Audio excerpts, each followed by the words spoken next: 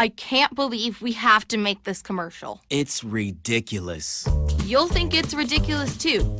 Listen to this. This commercial is about, well, it's about parents being rude at high school athletic events. Ridiculous, right? It gets worse. Studies show more than 75% of new high school officials are quitting because of bad adult behavior. So now there's a shortage of refs here in Idaho, in almost all sports. No officials means no more games. Is that what you want for us? Come on, parents. It's time to grow up. Cheer for your team. Be proud of your children. But stop being so ridiculous. And don't make us run another commercial. Because we will. This message presented by the Idaho High School Activities Association and the Idaho Athletic Administrators Association, reminding you to always practice good sportsmanship. Welcome to the Ryerson Family Backyard Games. There will be obstacles to face and challenges to overcome. Are you ready? The hard path isn't always easy. It takes courage and determination to do hard things. Quitting tobacco and vaping is possible. You decide when. We'll show you how. Learn more at projectfilter.org or call 1-800-QUIT-NOW. We're Valley-wide cooperative. For 100 years, we've been your first choice for residential and commercial propane, fuels, oils, and lubricants. We service HVAC, install water heaters, propane tanks, and accessories. And yes, we'll even deliver right where you need it. Because for us, serving is more than a job, it's a way of life. We are proud to employ your neighbors and to be a cornerstone of your community. We're Valley-wide. Yesterday, today, and tomorrow. We're here for you. Former regional champ and back end training. That's commitment. Ow! Oh, tough start. This is not as easy as it used to be, folks. And she's off. Obviously pushing through some pain. Every muscle is begging her to stop. How's she doing this? I'm not even sure she knows. Look at her go. And stop. Come on. And go again. It's literally the home stretch. Whoa! She made it. Feel the elation. What fuels that kind of fire? I am Kevin, and I'm from Idaho Falls. It's important for the disabled to be vaccinated because of COVID. I chose to be vaccinated because I didn't want to be sick or in the hospital. Getting the vaccination, my experience was painless and worth it. It was a very wise choice. Look at that. The unmistakable swagger of someone fully covered with health insurance through Your Health Idaho for as low as $0 a month. If you're as speechless as I am right now, say nothing. Health yeah! Enroll by December 15th and you could qualify for quality health insurance starting at $0 a month.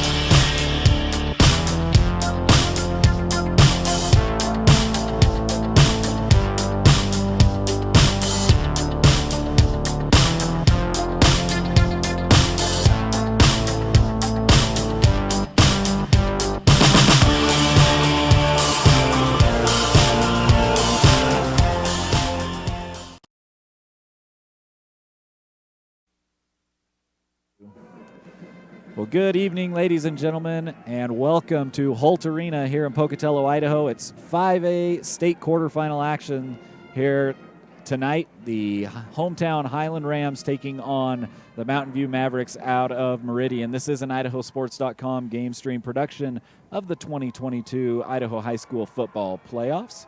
Tournament coverage on IdahoSports.com is presented by Project Filter, Your Health Idaho, the Idaho Department of Health and Welfare, and the Idaho Transportation Department. Also brought to you in part by Valley-wide Cooperative and your local Toyota dealers. As we have kickoff, it's going to get back into the end zone for a touchback. The Highland Rams won the coin toss. They deferred to the second half, and so the Mavericks will take over 1st and 10 from the 20 on their first possession of this ball game. Well, Lynn, let's take a quick look at the Mountain View Mavericks. They were 3rd in the SIC River Division, 6-4 overall, 4-2 in conference. Their losses have come to Meridian, Rocky Mountain, arguably the 1-2 in the state, if you want to go there, Eagle, and Nampa. The Nampa loss kind of an outlier as they blew Nampa out 44-0 last week in the first round of the playoffs. So this is a good football team going up against a very good Highland defense. And here we go. We're underway. First snap from the gun. Handoff up the middle. Going to get a couple. And those yards are going to be tough to come by on this Highland defense. Quarterback for the Mavericks is Dawson Wall. He's a senior, 6'4", 205. And he will play most of the time in the gun. Kind of a hurry-up offense right now. Little slant pattern is incomplete. It was low, intended for Colin Rogers. And it'll be 3rd and 9 after a 1-yard gain on that initial carry. The running back there, number 11, that is Kelton Richmond, a 5'8", 165-pound senior. Again, going no huddle. 3 wide outs to his right, back to pass. Little inside screen, but nowhere to go. The Highland defense gave him a yard.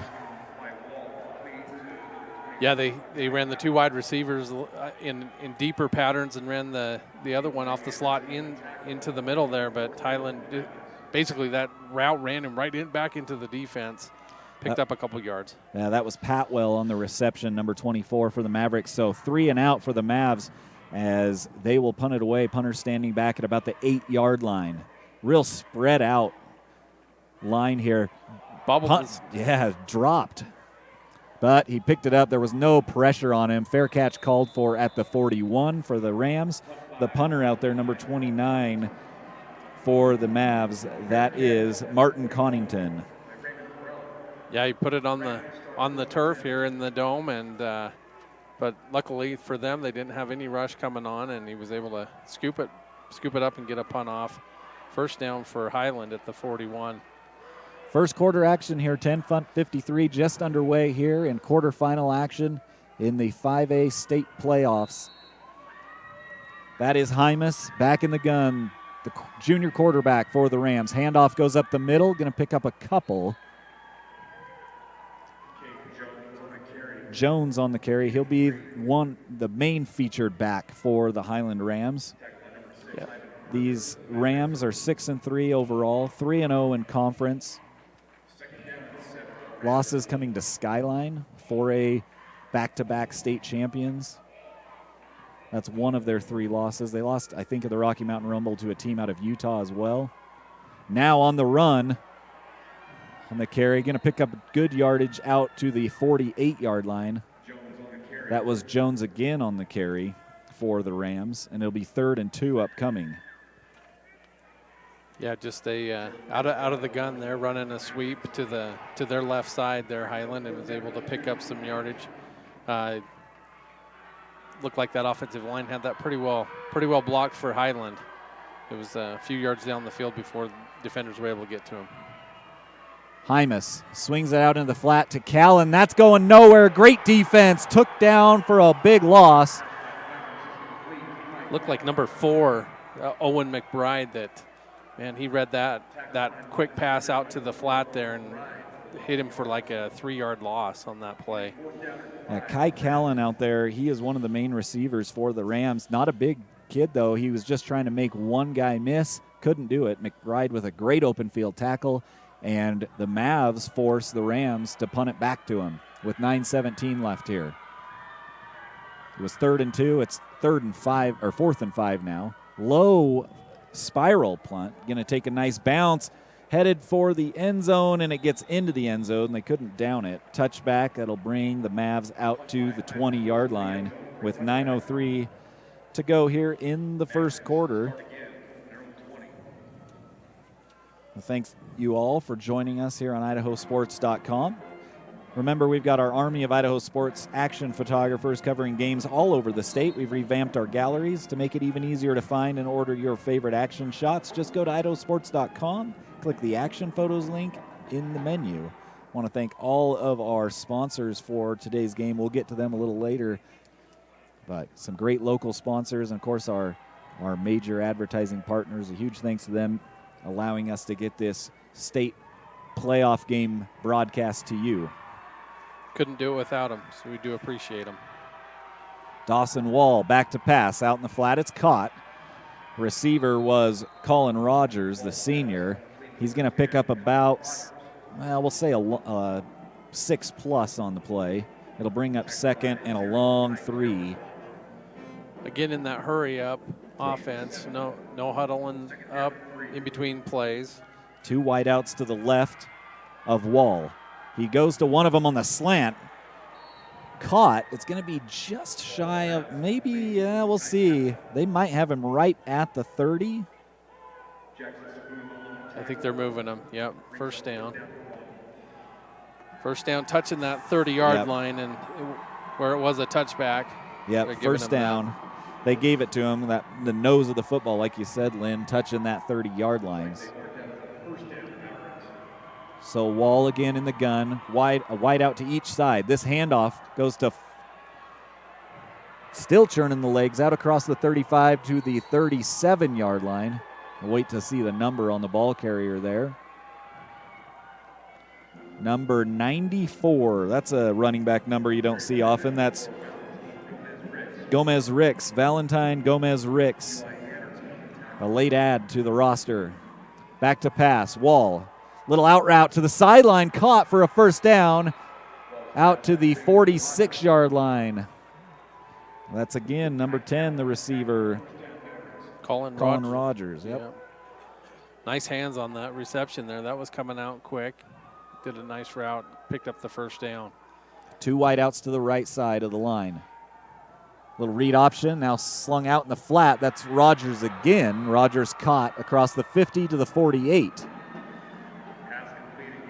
These are just nice, quick passes, not taking a lot of time in the pocket. I'm sure that's exactly what they want. Offensive line is doing a great job giving him time, but these are quick passes coming out. And number 10, he's a good route runner right now. I can tell that right from the start that quarterback knows right where he's going to be. Handoff to the running back, lots of room. That's Gomez Ricks again. Big run for a first down all the way out to the 32-yard line. Again, out of that shotgun, just a handoff off to their right side. Picked up some nice yards on that, running hard, and it was a good 10 yards down the field before even any Highland defenders were there. In the gun, 2 wideouts stacked to the left. Route across the middle, and now it's out into the flat. It's caught. And finally brought down. Another first down, though, inside the red zone down to the 18-yard line. And that was a dangerous pass out there way across the field on the far side in front of the Mavs' own bench over there. And I really thought the DB could have jumped that route had he seen the ball and picked it off for a pick 6. Yeah, that took a long time to get out there. That was a long throw.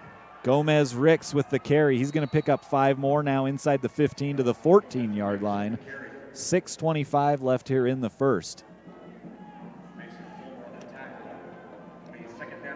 Gomez Ricks isn't on our original lineup sheet, so not only is it not a common number for a running back, but may just got what they have left. Ball's caught and into the end zone for a touchdown. The receiver on the play, Mackay Patwell, goes in for 6. The initial tackle was missed, and he went into the end zone. Nobody else there. It's the Mavs 6-0 here with 6:05 left in the first quarter. And they'll come on for the PAT. The kicker Martin Connington, number 29. Snap and hold look good. Kicks up, no problem as he bangs it through. 7-0 Mavs. Nice drive by the Mavs there. All out of that shotgun offense, the pistol. No huddle. A pistol, no huddle. Marched it right down the field. couple of those passes looked like that one that was clear out on the other side looked like it was going to take forever to get there. DB might have had an opportunity to break on that, but didn't see it. And, just one thing that I'm kind of taking away from that drive, too, is that quarterback's got all day to throw, too. I mean, when a lot of those are quick passes, so you can't really generate a pass rush on him.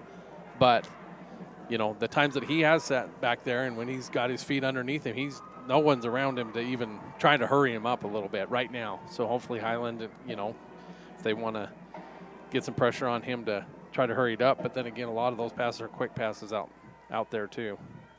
Yeah, good second drive for the Mavs as they got things going with that no-huddle offense. Quickly moved down the field, scored in about 3 minutes. On about a 14-yard touchdown pass with 6:05 left here. That ball into the end zone for a touchback. Let's go ahead and thank a couple of our local sponsors here for IdahoSports.com. Yeah, for Mountain View, on that side of the state, we've got Big Judd's. Big Judd's is one of the most fun, unique dining experiences in Idaho.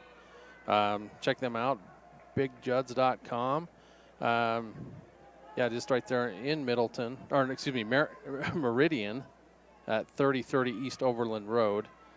Sorry, I was kind of cutting through that ad just because I thought Highland was going to get up there and get going. We'll come back to them. Sorry about that. No, you're absolutely okay. Big Judd's, great place to eat. We'll come back to them here in a moment. It is Hymas going to take it on the read option, and he's cut down for a loss. Tackled back at the 18-yard line. That's number 20 that's Wyatt Farnsworth, who came in, another senior. It took Hymas down for a loss, and that's what Hymas likes to do. You take a look at Hymas's rushing. He is the leading rusher on this team. 109 carries, 756 yards on the season. 84 yards a game is what the junior quarterback is averaging, and you tack on 10 TDs to that. Pitch to the outside now, cutting back up middle. Good carry. Back across the 20 to the 24-yard line. That is Jones. Jones, the third leading rusher, I believe, on the team, maybe fourth. The other featured running back is Fulmer. Highland also runs it out of the gun or pistol, and that was a pitch off of that. So, running backs got a long ways to go to get to that line of scrimmage, but did pick up some positive yards on that. No wideouts initially, and then everybody split out. So there were no wideouts initially, and then 3 wideouts ended up on the right side of the line, 2 on the left side of the line. The officials threw a flag. We'll see if it's an illegal shift. No, offsides on the defense. So when they shifted, the Mavs must have jumped across the line of scrimmage. So 5 free yards for the Highland Rams with 4:48 left here in the first. It's 3rd and 1 now at the 29-yard line. Now 3 wideouts to the far side of the field. Callan is the slot back. Hymas rolling that way, looking for somebody. Downfield, he's got a big hitter down the field. It's caught at the 35 and then down near the 30. The catch made by number 4, Colt Durham. Durham a little shook up, holding that left arm. And we'll see if he stays in the game. No, he'll come off. Durham fell hard, and they're going to take a look at that left shoulder. 3 wideouts now to the left as Highland goes no huddle. Back to passes. And that nearly picked off, knocked down by number 20, Farnsworth.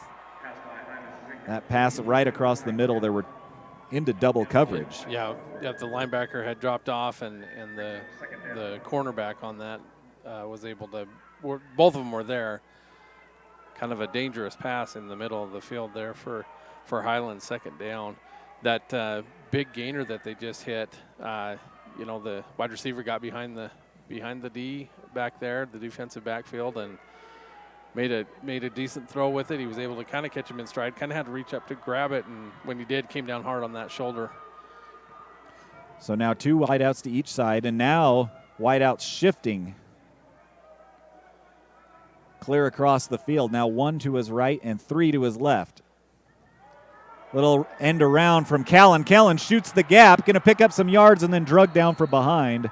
Altita picked up at least a first down. He'll pick up 5. It'll be 3rd and 5 at the 25 for the Highland Rams. 4 minutes left here in the first quarter. Highland driving. Just a misdirection pitch. Everybody going one way, the wide receiver coming back the other. Behind the line of scrimmage, gave him a pitch and cut it up there and picked up some yardage on that run. Looked like he could have, had he eluded that tackle, would have been maybe going for a touchdown.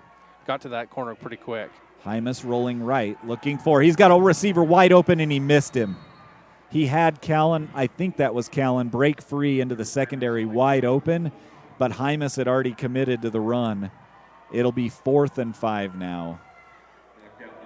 Yeah, the quarterback had to make a quick plan of what he was going to do because that defense was bearing down on him. That defensive line was getting across there and stopped him for no gain on that run.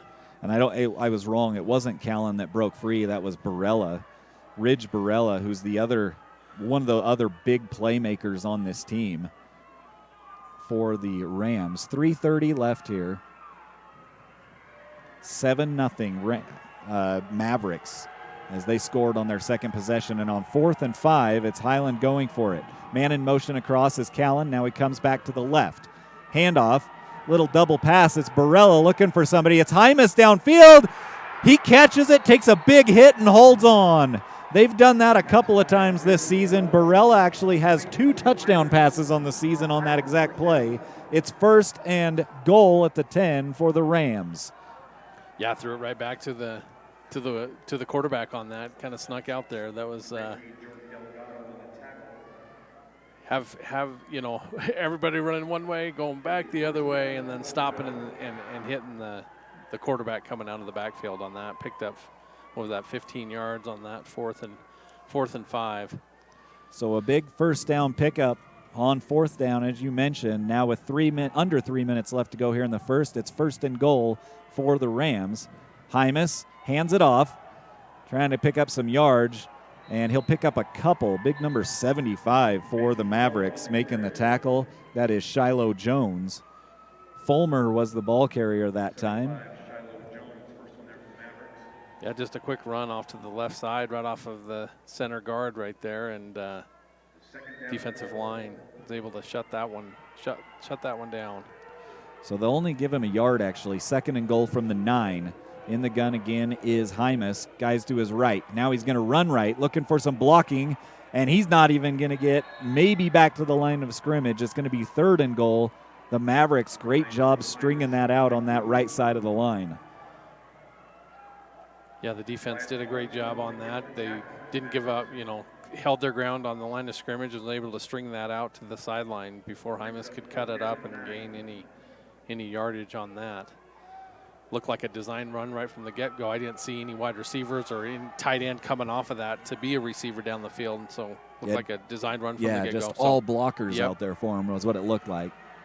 So it'll be 3rd and goal now from the 9. Hymas has got Callan on his right. Now everybody shifts out. Nobody in the backfield. 2 wideouts to each side and a tight end. Across the middle. Almost picked off. Should have been picked off, I think. Just had that well defended. The Mavs defense there had that defended really well. And again, another pass that maybe kind of, I don't know if Hymas just didn't see him because it was low. It looked like it was number 8 that was there, Mason Childs. And now Highland now on to kick a field goal here. This is going to be about a 26-yard field goal attempted. It's up, and it is good. So Eunice knocks it in. That's his first, by the stats we have, that's his first attempted field goal of the season. So he's 100%, 1 for 1, as Zenick Eunice knocks it in for 3. And it's 7-3. Mountain View on top with 1:21 left here in the first quarter. Thank one of our sponsors here for tonight's game. Let's go back to Big Judd since mess that one up. Big Judd's is one of the most fun and unique dining experiences in Idaho. They hand make burger patties every day and only use fresh local produce. And of course, Big Judd uses only Idaho potatoes for their famous fresh cut fries. By the way, if you're up for a challenge, try the Big Judd special world famous 1-pound burger with all the fixins, plus a basket of large fries. Finish that in less than 30 minutes. Get your picture on the wall of fame. Stop in and say hi. Big Judd's is at 3030 East Overland Road, right by Majestic Theater in Meridian. And don't forget to check Big Judd's out online at BigJuds.com. Big Judd's in Meridian, proud to support student athletes. Huge thanks to Big Judd's, and that makes me want a burger and fries. Kickoff will take the Mavs back into the end zone for a touchback, and so they'll take over their third possession out on the 20-yard line, 1st and 10 for them. We also want to thank our sponsors, Bob's Bicycle. Bob Bicycles on Fairview in Boise is family-owned since 1979, and their selection of mountain bikes, road bikes, BMX, cruisers, and comfort bikes is second to none. Whether online at bobsbicycles.com or on the showroom floor, Bob's Bicycles will have the bike, accessories, and clothing to fit your needs. And they have in-store financing, 6 months, no interest. Stop in and say hi to Vern.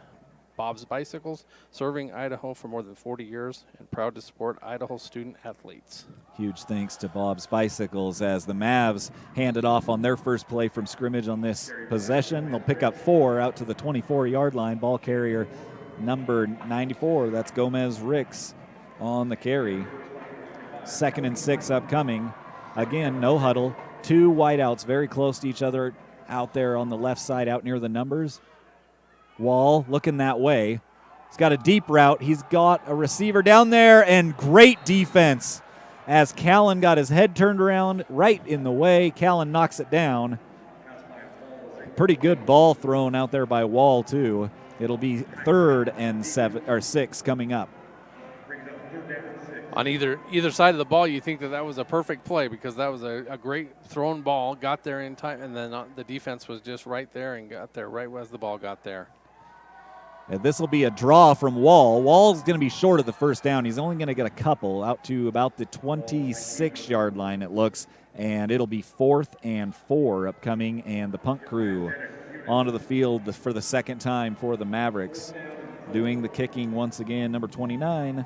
That is Martin Connington, a junior for the Mavericks.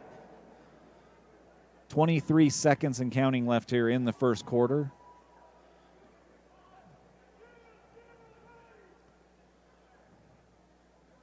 No pressure again. That's a shanked punt way off here into about the 2nd or 3rd row of the stands.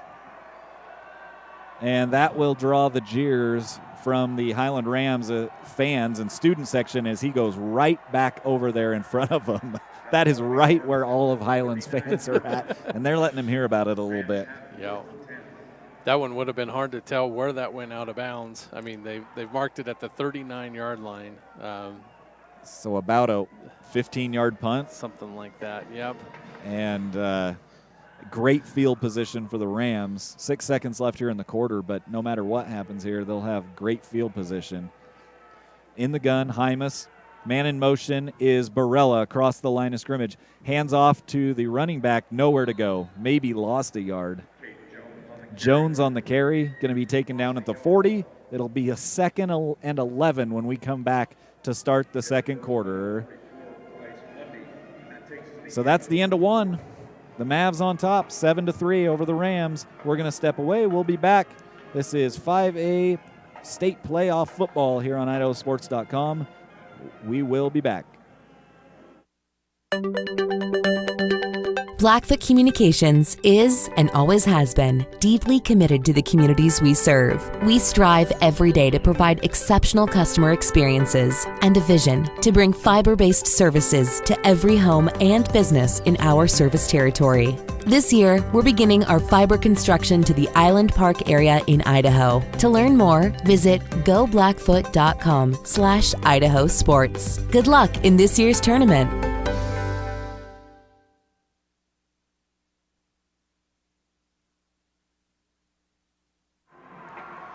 welcome back as we're getting ready for the second quarter here. It's 2nd and 11. The Rams, we've switched ends of the field, so the Rams are heading, I can think of my directions right here, heading to the East. Thank you. From left to right, if you can imagine that. Handoff to up the middle. I think that was Jones on the carry again. Hymas handed it off to him. Cade Jones with the carry just shy of the 35-yard line, so it'll be 3rd and 6. 3rd and 6 upcoming for the Rams. Looked like the offensive line had that one pretty well blocked as far as there was a hole for him to run up there, pick up some positive yards on that run. 2 wide outs on each side. Back to pass is Hymas. It's thrown. It's caught for a first down out just inside the 20 to the 19. First down, that's Ridge Barella with the catch. Nice catch, a little high. Got stuck by that defensive back just as he caught it, held on to the ball, but picked up a nice gain on that pass. 1st and 10, Hymas again to throw off the back foot. And a flag comes in that actually hits Hymas in the foot. We'll see if this is a holding call. It was, Hymas kind of pump faked and then really let go of it odd. Personal foul, roughing the passer. They must have hit him in the face or in the head with the hands because he never went down. Never went down, and I didn't see it because I was watching that pass out because he did a pump fake, and I don't know if he even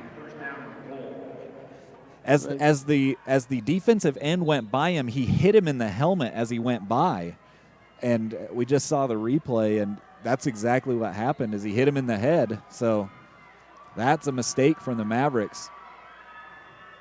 1st and goal. All around the edge. That's Jones headed for the pylon. He's going to be tackled a yard shy of the goal line. Great blocking out there on the outside as I can't see who the number 7 was the one that actually brought him down, and looked like from here he was going to walk into the end zone. He had that whole side of the field to himself, but nice hustle play there by the defender to tackle him at the 1.5 yard line. So 2nd and goal. It's going to be, and we're going to have motion. Flags from 4 of the 6 officials. Yeah, Excuse me, 4 of the 5 officials. 4 of the 5. Yeah, and that was first time Highland's been under center. Maybe that threw him off a little bit, but a lot of motion going on when they were looked like they were just going to run a quarterback sneak on that. It was Hymas that was just trying to sneak it in. I don't know if he'd got there anyways by the result of the play, but. Yeah, backed him up 5 yards. Now it's, 2nd and goal from the 6. Yes, it is 2nd and goal from the 6. 10:20 left here in the second. The Rams trying to get into the end zone for the first time tonight. Man in motion to the right. High snap. Hymas takes it, hands it off to Jones. Jones cuts back inside. Touchdown. That looked a little off just because of that high snap. Had a high snap, and that was the running back just coming right past him. Kind of had a late mesh as he handed that ball off to him, but got it in there. And I think that I might be wrong. That's Gunnar Wilhelm who comes in those situations, I think, who ran that in for the touchdown. Wilhelm is one of the featured running backs, and I thought it was 13 Jones. It was Wilhelm, the traditionally linebacker, comes in for the touchdown run. PAT is up and good. So Eunice knocks it in. The Rams take a 10-7 lead. Yeah, nice play nice drive there by the Highland Rams. Highland Rams are one of their sponsors is Gold's Gym of Idaho. Gold's Gym, Idaho, with locations in Pocatello, Twin Falls, and Idaho Falls, has been proudly locally owned and operated since 2005. Gold's Gym is a results facility with state-of-the-art equipment, pool, sauna, hot tub, group fitness classes, child care, basketball, racquetball, and more. For full information, find us online or visit us at one of our 3 locations in Pocatello, Twin Falls, or Idaho Falls. Thank you to Gold's Gym and for their advertising with us. Gold's Gym, a great Great gym, all sorts of exercise equipment, lots of classes, as they mentioned, lots of things available there. Huge thanks to them. And the Rams get on the board here. 10:07 left in the second. They get into the end zone for the first time. 10-7, they've got the lead after about a 2-yard, or excuse me, that was about a 6-yard touchdown run from Gunnar Wilhelm. And big kick going to be taken inside the goal line for a touchback. So the Mavericks once again out at the 20-yard line, 1st and 10 for them. Want to remind everybody there is a lot of playoff football going on across the state. Check out IdahoSports.com. There's a lot of games being broadcast on IdahoSports.com right now. There's more games tomorrow, too. 4 of them, in fact, here from Holt Arena tomorrow. So if you need a good afternoon of high school football to mix in with your college football, this is the place to be. Check out IdahoSports.com for that action across several classifications. Hopefully you don't have any yard work to do tomorrow. Anything out in the... Just let the snow cover it up. It's fine. Yep, it's fine now. Wall hands it off. That's Gomez Ricks. And that time Ricks dives back to the line of scrimmage, maybe just shy. So it'll be 2nd and 10 upcoming for the Mavericks. Gomez Ricks back in the backfield with Wall. 2 wideouts, 1 to each side. Back to pass is Wall. A little pump fake and down the sideline. One-on-one coverage. Laying out. Did he catch it in bounds? Yes, he did. What a layout and catch by number 10, Colin Rogers. The only question was he in bounds? And he was. Huge play out to the 42-yard line across midfield for the Mavericks. No huddle once again. Rogers now over here on the left of Wall. Handoff up the middle. Gomez Ricks drugged down at the 37-yard line, a pickup of 5. Again, no huddle.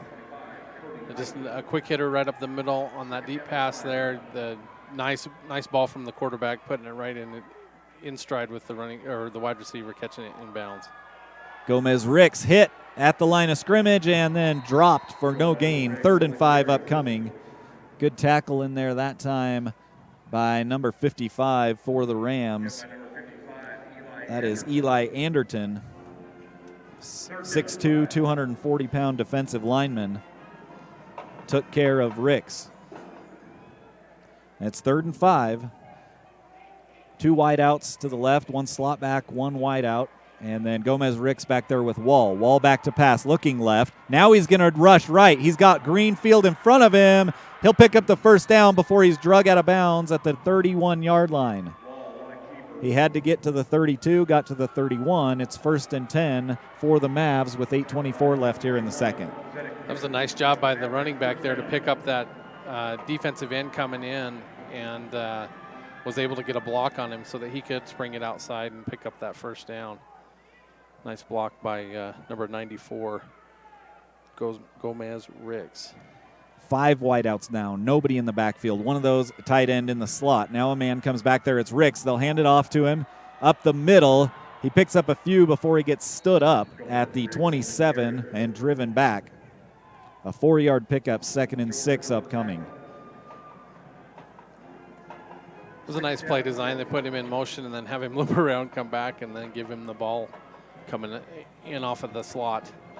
Similar lineup this time. 2 wideouts to the right, 2 to the left. It's Ricks again in motion. This time they'll fake it. Slant pass, incomplete.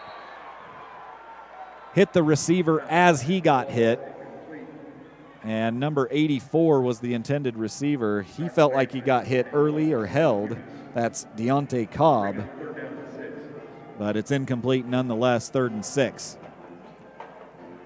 Looked like a well-defended play. You know, the defense, I think, got there just as the ball did. Back to pass is Wall. Wall looking down the middle. Receiver breaks free, and he overshot him. It was intended for Patwell, and he had him. He just overshot him by about 1.5 yards. that would have been a touchdown. Yeah, Patwell was running with the defender, and then once that ball went over the top, he was able to break away from him for about a couple of yards, get some distance between him and the defender, but pass was just over his head, no chance to go catch that in the end zone. So Connington on for a 44-yard field goal, almost right down the middle, a little towards the right hash. It's up, it's got the distance, and he nails it. No problem. That would have been good from 54. So Connington knocks it in. It's 10-10. We're all tied up here with 7:42 left in the second quarter.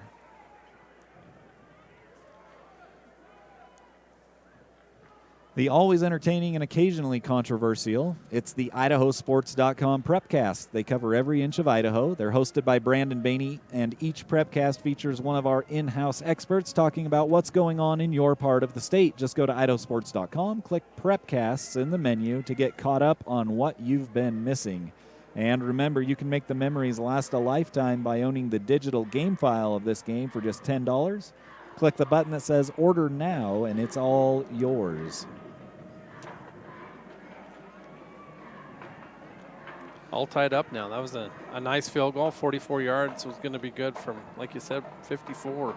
Had plenty of distance. Not much wind blowing here in the Holt Arena. Thank goodness. Yeah, no kidding. Don't turn these fans on.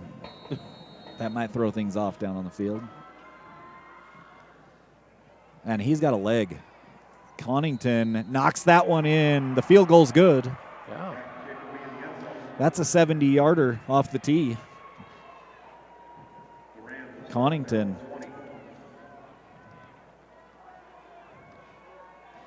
Just got some news. You think Boise State? Does he have an offer? He has been offered. Connington, that coming from Greg Woods for the Idaho State Journal. So Connington's got an offer from Boise State, and I can see why. So he drove that in. A nice high kick on the kickoff. Wouldn't have to go far from home. About 30 minutes, maybe, with traffic. 7:42 left here in the second quarter. That handoff following the blockers, and Jones kind of gets tripped up. Going to pick up 4 still on the carry. Cade Jones, well, actually 3. They'll have him out to the 23-yard line right near that right hash. 2nd and 7 upcoming. Yeah, Highland's offensive line was able to get a little push on that, on their on the defensive line there for Mountain View, and pick up 3 or 4 yards on that first play. In the gun again. Jones back there in the backfield with Hymas. It's the option. He pitches it. Jones splits some defenders. Going to pick up 3 more as he gets tackled around the ankles. It'll be third and 4 coming up from the 26-yard line. 6:52 left here. We've been back and forth. The Mavericks scored first on a 14-yard touchdown pass, and then a 24-yard field goal, 26-yard field goal for the Rams. Made it 7-3. Then the Rams scored again on about a 14-yard touchdown run from Wilhelm to make it 10-7, and then that 44-yard field goal from Connington tied us up. The Rams have got the ball. 3rd and 4. That ball through the hands of Hymas. Hymas in trouble, going to try to run it, but he's got nowhere to go. Tackled back at the 18, and it'll be 4th and about 12 coming up. You got to think the Rams will punt away this time with 6:05 left and counting here in the first half. Definitely a high snap coming in there that threw the timing off of that play. Might have been running it that way anyway, but the Mavs defense was able to sniff that one out pretty quickly and put him back for, a 7-yard loss on that. The punt is away, no pressure. Nice high spiral punt, going to be taken at the 40 and returned up the middle, and that gap closed. Could have been worse.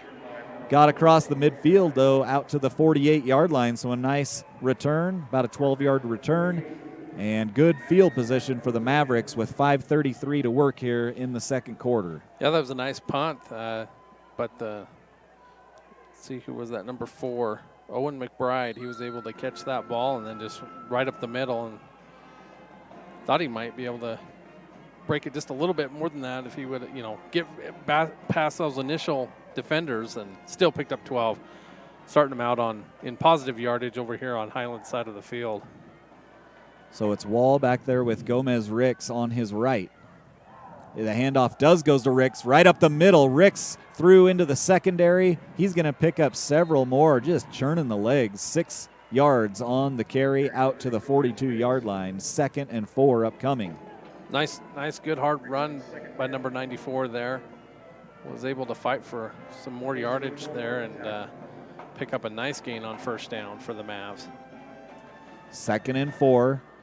A wide out to each side. Ricks to the left. It's going to go to the handoff to Ricks. Gomez Ricks across the 40 and in between the 40 and the 39. It'll be 3rd and about a long yard for the Mavericks. 4:52, no huddle.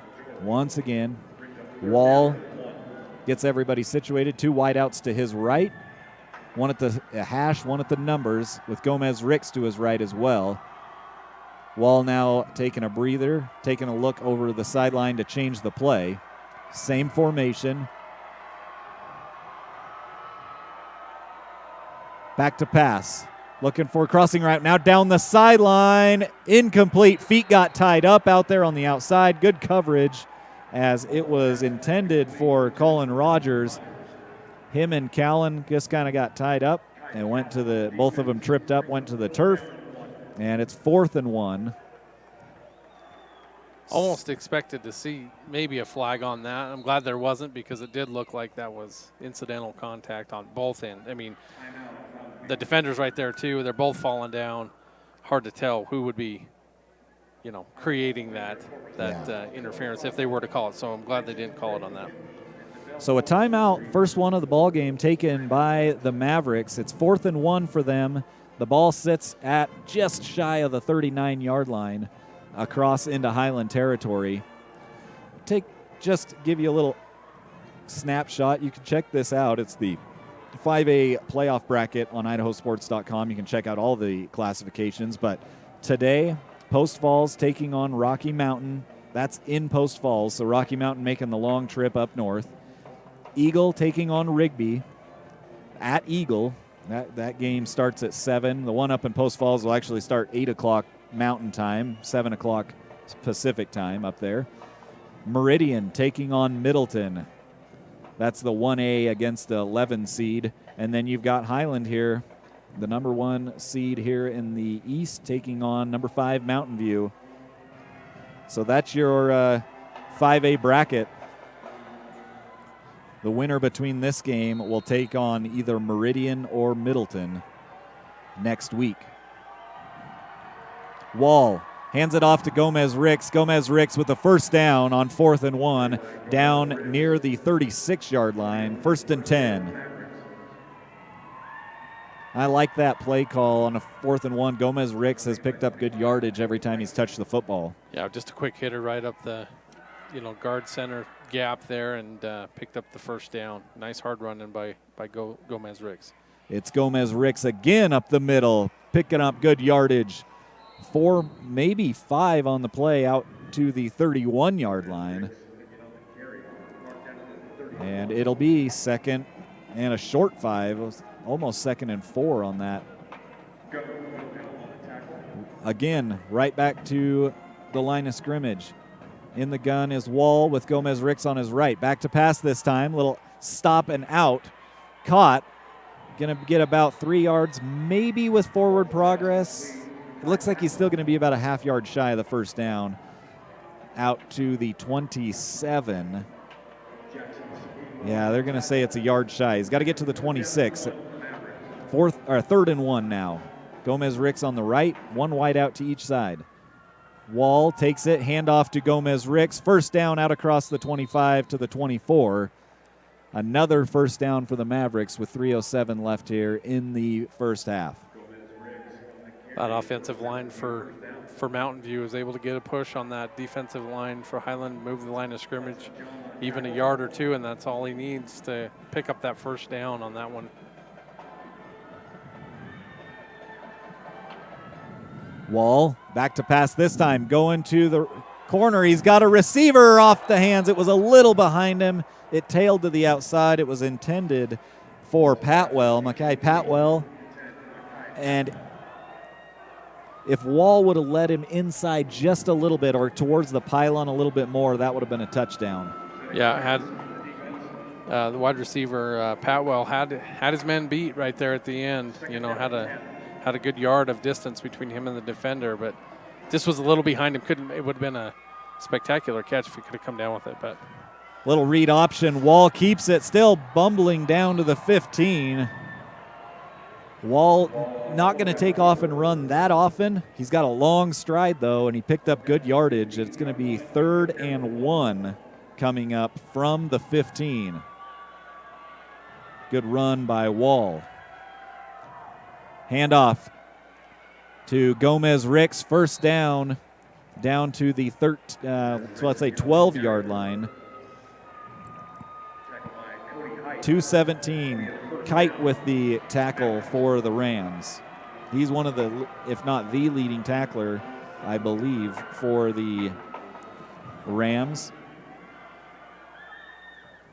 Rolling right, looking back left now and throws it into the ground smartly.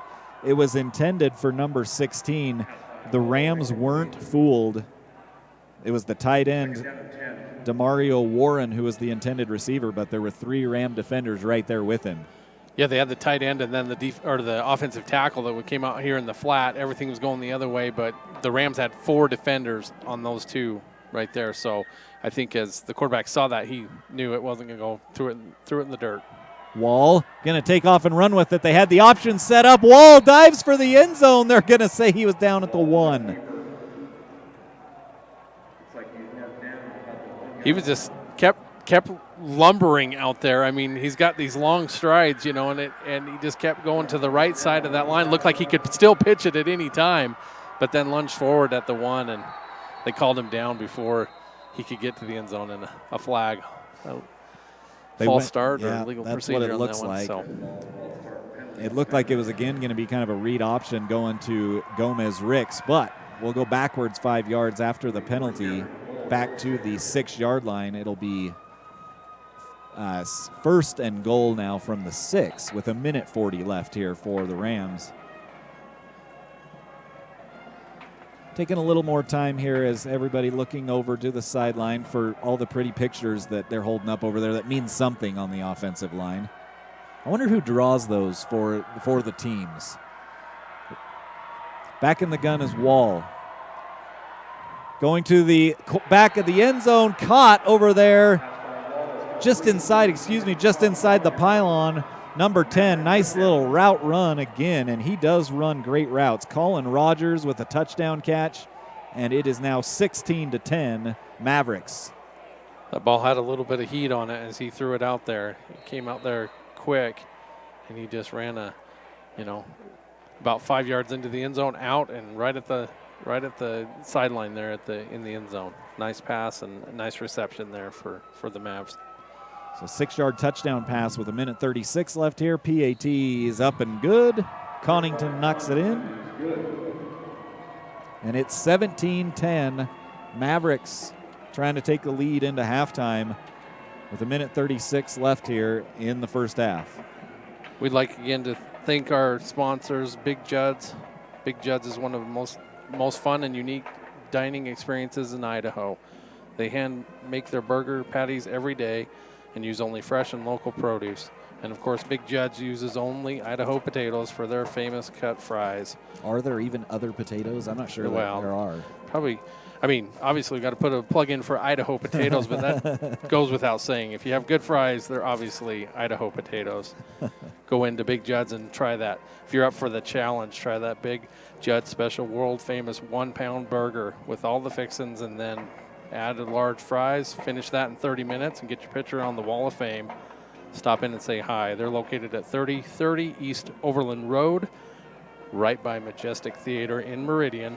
And don't forget to check out Big Judd's online, BigJuds.com. Big Judd's in Meridian, proud to support student athletes. And right now, the Mavericks, they've got a 17-10 lead. Connington knocks it into the back of the end zone for a touchback.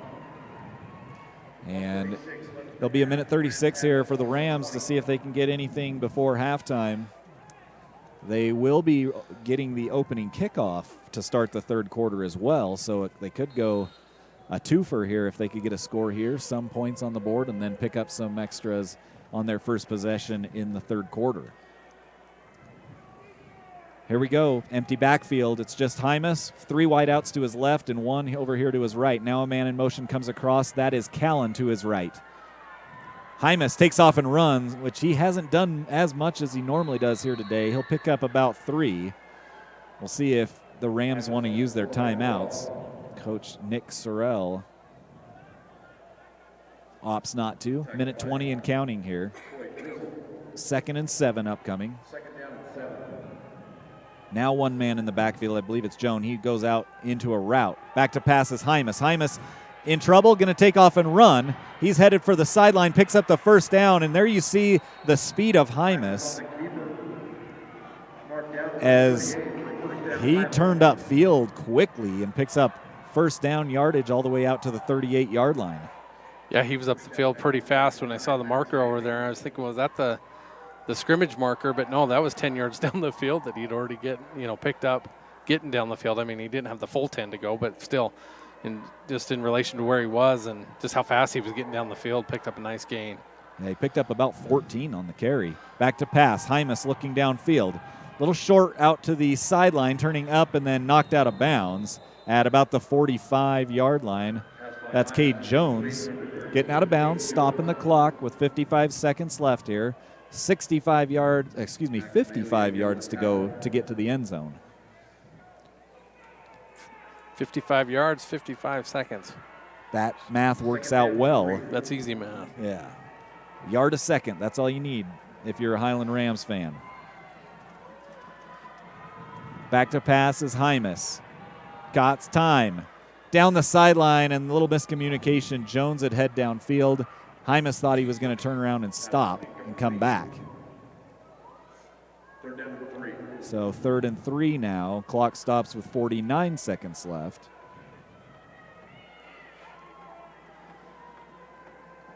If you're the Rams at this point, a touchdown's great, but even getting a field goal here before half would be a win with the short amount of time you were given with the football. But they've got to get 3 more. They've got to get to the 48-yard line, their own 48-yard line, to get a first down here. Hymas with Jones in the backfield. Back to pass. They try to set up the screen. It was read and then thrown incomplete at the feet of Jones. Nice job by that defensive line blowing up the screen.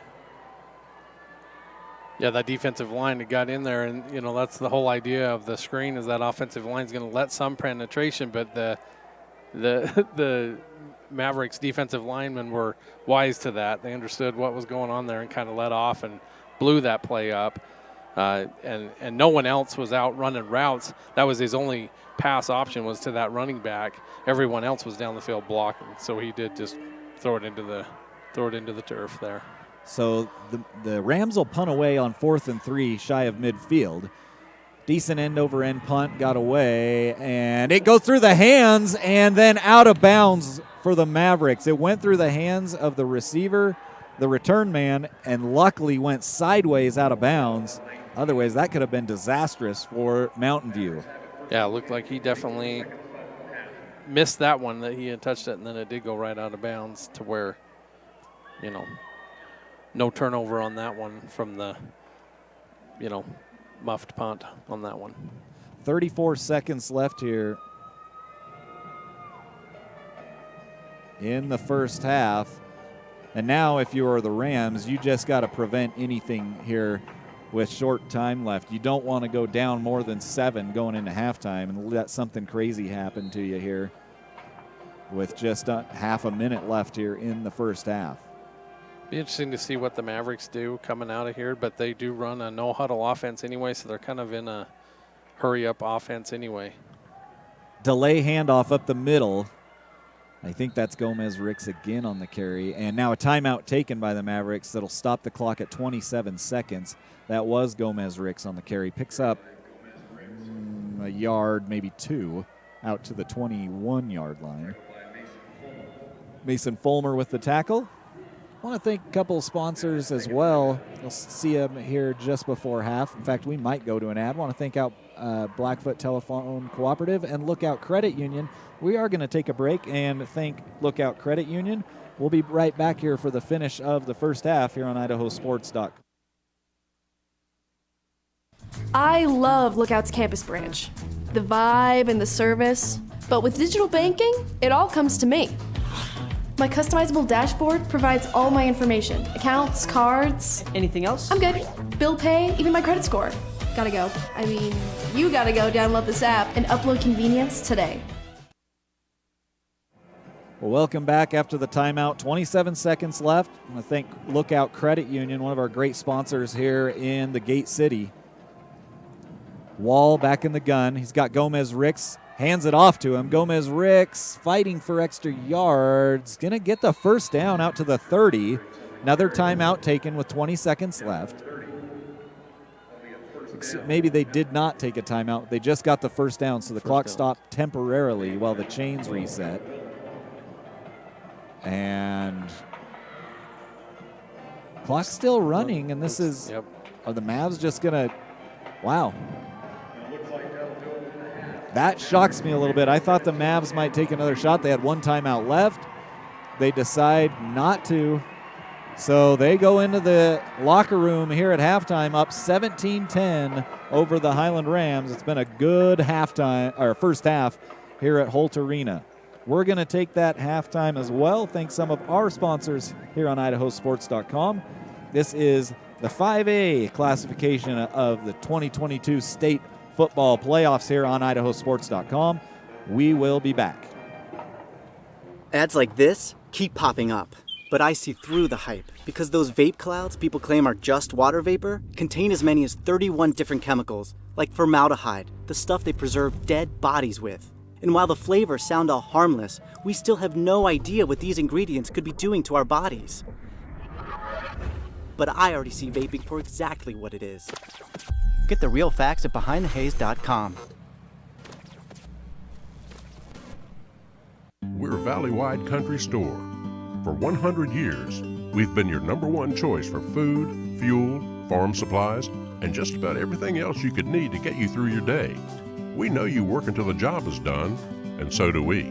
For gas on the go, or a little extra to help you get down the road, you can count on us. We are proud to employ your neighbors and to be a cornerstone of your community. We're Valley-wide. Yesterday, today, and tomorrow. We're here for you.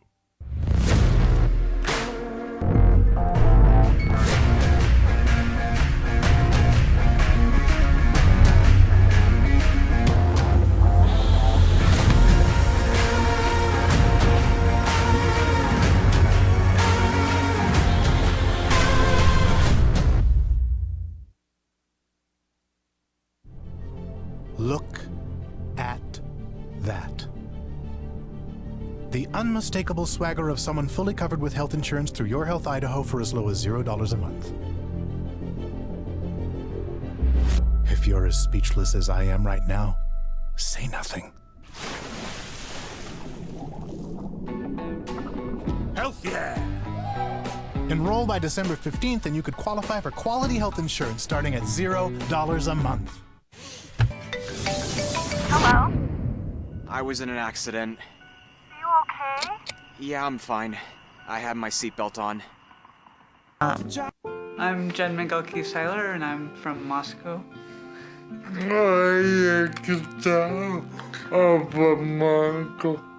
I think it's really important to get vaccinated because it's not just about me and my health, it's about the people around me.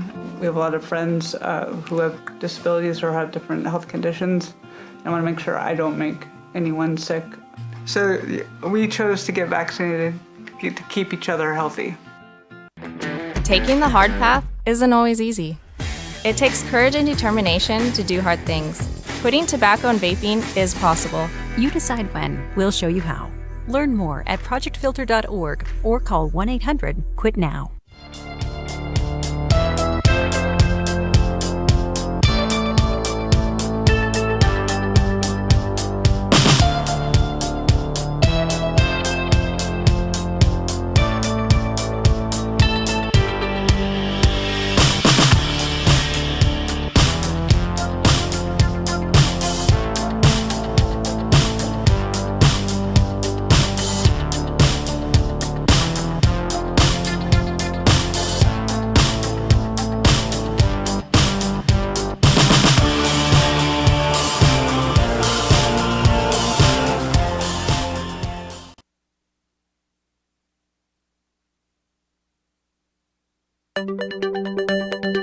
Blackfoot Communications is and always has been deeply committed to the communities we serve. We strive every day to provide exceptional customer experiences and a vision to bring fiber-based services to every home and business in our service territory.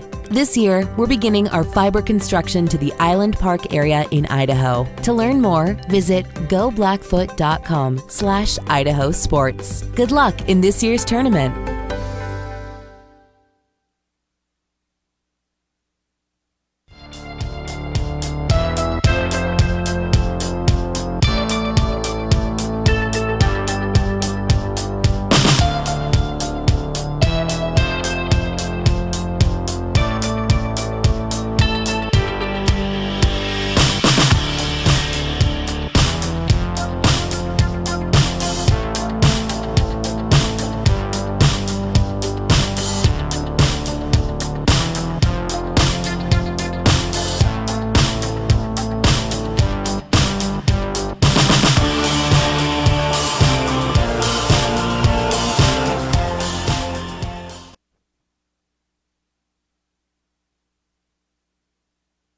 We're Valley-wide country store.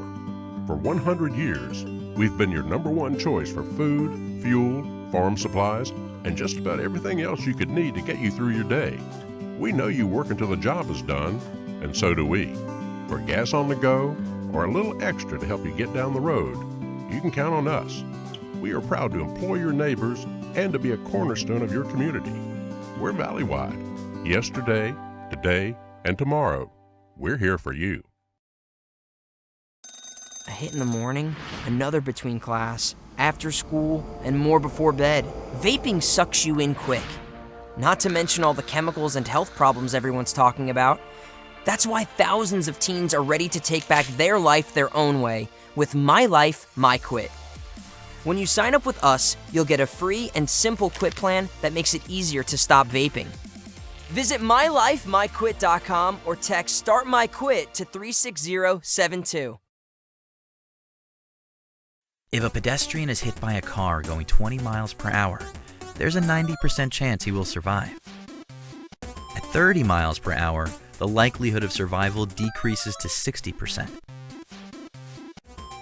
And at 40 miles per hour, it goes down to 20%. 10 miles per hour makes all the difference. You're in the driver's seat.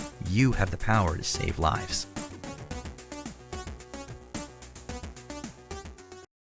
Dave here. I love Lookout's campus branch.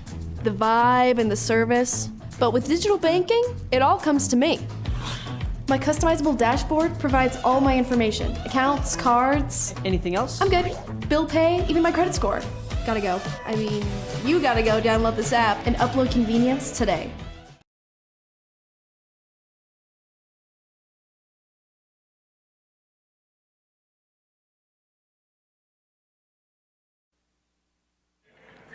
Well, welcome back here. We're at halftime at Holt Arena. The Mountain View Mavericks, the road team, leading 17-10 over the Highland Rams, and a good first half between these two squads. Good defense, good offense on both sides. But right now, the Mavericks with the edge. Taking a look at just some overall total statistics, courtesy of the Mavericks stats team just above us, thanks to them. Highland, we'll start with them. Rushing, they've got 44 yards total rushing. Passing just 87 and just 5 first downs in the first half, and that's a big tell of only the 10 points on the board right now for the Rams. Total of 129 yards in the first half. On the other side of things, the Mavericks 96 yards rushing, 110 yards passing, and 12 first downs, 206 total yards for the Mavericks, and they lead 17-10. And I think the biggest thing that stands out there to me is the rushing yards. You know, all year Hymas has been the featured back really from the quarterback position for the Rams.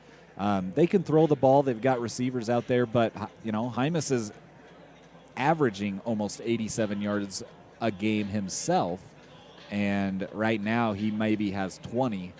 in this ball game. We'll see what the Rams can do in the second half to try to get him and that offense going. On the other side, I feel like the Mavs, they've got their game plan. They're going to stick to it, and it's working well for them. Yeah, they, kind of back to the adage of if it's not broke, don't fix it. I wouldn't imagine a lot of plan changing at halftime, what they need to do. They've got that up-tempo offense, and typically they run, just 2 wide receivers, but they have 2 tight ends in there too, and I think they look to run first, and then they'll throw the ball, but it is an up-tempo, and the quarterback is very accurate with his passes. He's got a strong arm, puts it there. He's, had a few incompletions, but most of those passes have been right on the wide receiver. Just good defending by Highland's defensive backs. And then Highland's just got to figure out a way to sustain the drive. They had one great drive down the field, and I would imagine that's probably where they picked up those 5 first downs, was on that drive down to get the touchdown. That was a nice drive, and so they know that they can do that against this Mavericks defense. But so far been a good game, good offense versus good defense, and right now it's, a one-score game. We've been in a few of these games where this is actually where it's actually a competitive game going into halftime. And you can't want much else here for a playoff quarterfinal action between these two teams. So a good halftime here, about 3 minutes left. I want to thank a couple of our sponsors for this ball game. Yeah, we'd like to thank Bob's Bicycle. Bob's Bicycles on Fairview in Boise is family owned since 1979, and their selection of mountain bikes, road bikes, BMX, cruisers, and comfort bikes is second to none. Whether online at bobsbicycles.com or on the showroom floor, Bob's Bicycles will have the bike, accessories, and clothing to fit your needs. And they have in-store financing, 6 months, no interest. Stop in, say hi to Vern. Bob's Bicycles, serving Idaho for more than 40 years and proud to support Idaho student athletes. Also like to thank Gold's Gym here in Pocatello. They've also got gyms in Idaho Falls and Twin Falls. Come visit them. And they've been proudly locally owned and operated since 2005. Gold's Gym is a results facility with state-of-the-art equipment, pool, sauna, hot tub, group fitness classes, childcare, basketball, racquetball, and more. For full information, find us online, Gold's Gym, or visit us at one of our locations in Pocatello, Twin Falls, or Idaho Falls. Appreciate our sponsors. Thanks for joining us here on IdahoSports.com. I want to thank our couple of other sponsors, Blackfoot Communications. Huge thanks to them, as well as Lookout Credit Union here in Pocatello, one of our Gate City Game Night sponsor throughout the regular season, coming on to support the Highland Rams here in Pocatello. So huge thanks to them. I want to thank our tournament coverage sponsors as well. They're presented by Project Filter, Your Health Idaho, the Idaho Department of Health and Welfare, the Idaho Transportation Department, also brought to you in part by Valleywide Cooperative and your local Toyota dealers. Huge thanks to all of them. And one more thing we want to throw out there. If you're looking for family night out or a great company Christmas party idea, check out Mountain River Ranch. Their Christmas dinner shows, they have them in November, December, and January at the Meadow Muffin Theater, and they're booking now. Just join Mountain River Ranch for a yummy dinner of barbecue beef or chicken and great country music entertainment by the Teton Riders, featuring world-class fiddler J.C. Seitz, Tim Hodgins, formerly of the Bar J Wranglers, Nate Nelson, and Joe Ficara. Go to mountainriverranch.com now to reserve your spots before they are all gone. Mountain River Ranch, that is a fun time. We've been out there a couple times, my wife and I.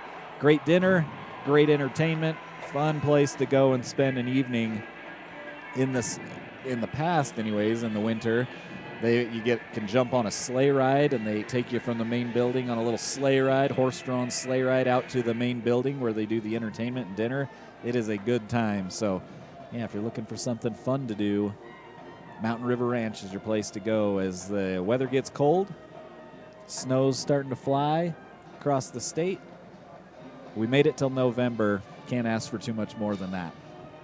No, we've been spoiled, at least here in East Idaho with our, with our weather that we've had. We went almost from summer now to winter. It felt like a long summer almost. But yeah, definitely looking for fun things to do as these fall sports for high school sports kind of wind down. I think you've got some sort of state something going on this weekend, don't you? It's all football. Oh, is it? Okay. Yep. Cross country wrapped up last weekend. Volleyball wrapped up last weekend.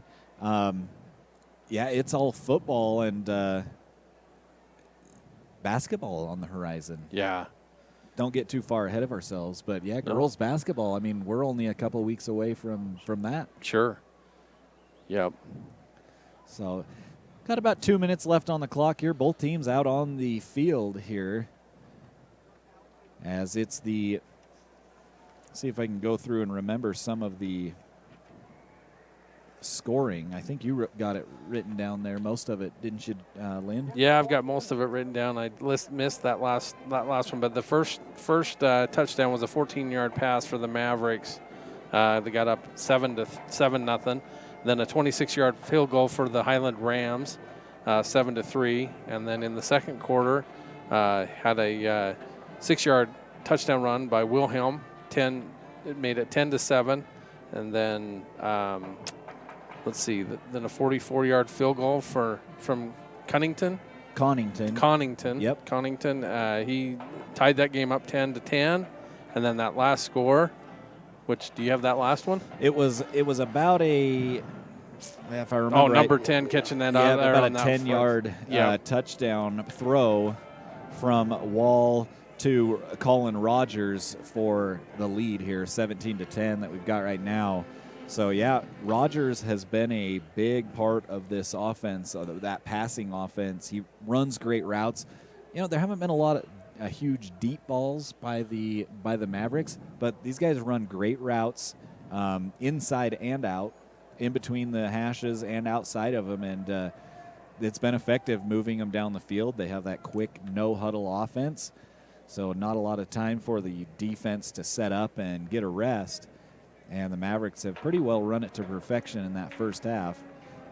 The Highland Rams will get the second half opening kickoff as they won the toss and deferred to the second half. With that no-huddle offense, then I don't have time to explain what happened on the play. So the fans or the listeners out there are good with that. We don't get to listen to that color guy that tries to tell us what happened on that play. We just get to move on to the next one. That's right, on to the next play. Right on to the next one. So remember to take a look at IdahoSports.com. Of course, there is a lot of playoff football going on tonight and tomorrow. Check out the Friday Night Flash. If you've got scores, games are going to really start taking off. There are a few games that started early today. Sugar started playing early against Fruitland. They're at Madison High School on that beautiful turf field up in Rexburg. That started at 6 o'clock, so that game, underway. But a lot of these games kicking off at about 7 o'clock. And so check out the Friday Night Flash. You'll see scores coming in. And I just did see an update, actually, from that Sugar-Salem-Fruitland game. It's all Sugar-Salem, 21-0 over Fruitland in the second quarter. And that is a good 3A football team in Sugar City. So here we go to start this second half. Conington, booming kick once again, drives it to the crossbar. It'll be a touchback to start the third quarter. 1st and 10 for the Rams. It'll be Hymas out there. And the Ram offense, they'll take off from their own 20-yard line. See what adjustments maybe they've made coming out of halftime. Maybe not picking up the yards that they want on the ground. And, obviously where it's still a ball game, you don't have to abandon that at all. Man in motion is Jones. It's a little read option, and Hymas takes off the other way. Makes a receiver or a tackler miss, and then gets out near the 30. I think they're going to say he picked up the first down. And that might be a little bit more of the game plan in this half. First down for the Rams. Hymas is a great runner. As I mentioned, he's got over 750 yards rushing on the season, including 10 touchdowns.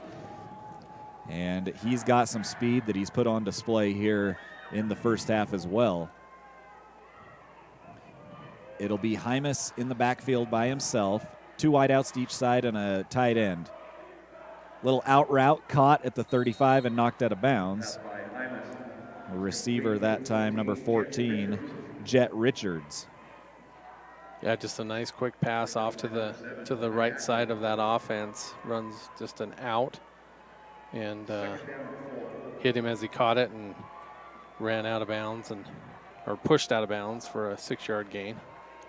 So 2nd and 4 coming up. Had a nice little chat with head coach Nick Sorrell for the Highland Rams, first-year head coach here for the Rams. And he's been really happy with the progress of his football team over the season. Back to pass here. Across the middle and behind the intended receiver. That was number 27. Or 87. I thought that was 27 was the intended receiver for the Rams, Mason Fulmer. I could be wrong, though. Tight end, might have been Cyreno. Might have been 87. I guess that would make more sense, but Wilhelm does come out and, Fulmer does come out there and run the football a little bit on offense. So 3rd and 4 upcoming in the gun. Now in motion across in front of Hymas is Callan. It's a straight run by Hymas. Flag comes in on the sideline, probably a hold. Hymas doesn't get to the first down marker anyways, out to the 38-yard line, 2 yards shy of the first down. We'll see what the flag is. Yeah, that Mavs defense was able to string that out, run it all the way to the sideline there, and that's what it looked like. Yeah, holding. Oh, defensive holding. Wow. So maybe they got him grabbing onto a receiver that was trying to get free. So they call defensive holding. And that is a first down for the Rams. Okay. Little miscommunication as the ball was kind of yo-yoing there in the middle of the field. The officials get it out to the 48-yard line. 1st and 10 for the Rams on their own 48-yard line. Trying to get into Mavs territory with 11:37 left here in the 3rd quarter. Hymas keeps it into the teeth of that defense. Nowhere to go. Picks up a yard maybe to the 49. I think Highland lucky they didn't get a flag there as Callan on the far side maybe got set offensively. Maybe. Yeah. He still looked like he was bouncing around as that ball was snapped. Yeah. Yeah, that was a read option. Looked like quarterback had the freedom to give that ball, which was going to get snuffed out too. That defensive line had made penetration, got in there, stopped that run. Hymas with the pass. It was short of the intended receiver. That was Richards. Again, Richards had to come back and ended up on the turf trying to catch that. So now it's 3rd and 9 from the 49 for the Rams. And, Hymas can throw the ball, but that is not his forte. He is a very good runner. Now he's back to pass again here on 3rd and 9. Across the middle and way out in front of Barella. Had Barella caught that, he was going to take a shot as well. So 4th and 9, and the Rams will punt away here with 10:48 left in the 3rd. Stopped on their opening drive.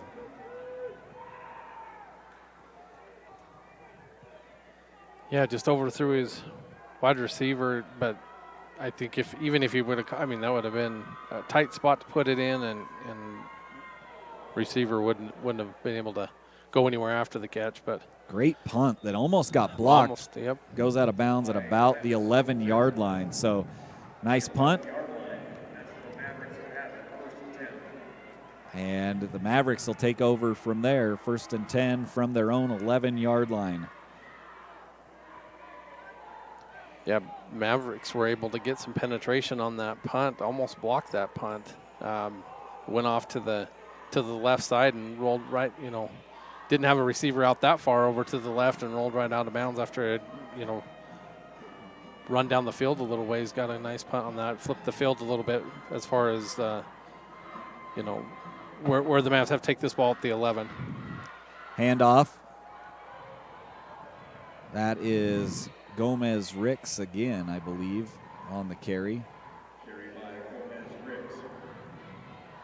And he'll pick up about 3 out to the 14-yard line. 2nd and 7 upcoming. 2 wideouts to the left, 1 in the slot. That is Rogers in the slot. Gomez Ricks to the left of Wall. Wall back to pass. Laying it out down the sideline. Both receivers there incomplete. Good defense by Kai Callan. A little contact there, but both guys jostling for position. Callan has his head whipped around looking for the football. So good defense and good route by Rogers. Just overthrown a little bit. It'll be 3rd and 7 now for the Rams, or excuse me, for the Mavs. Yeah, Mavericks wanted the sidelines over on the other side. They did want a penalty. Looked like it was pretty well defended. I mean, just a nice pass, too, by the quarterback to give him a shot. Little slant route. They're going to get the 1st down out to the 22. Just got a yard. Nice route to the sticks on the slant. And 1st down and 10 for the Mavericks. No huddle.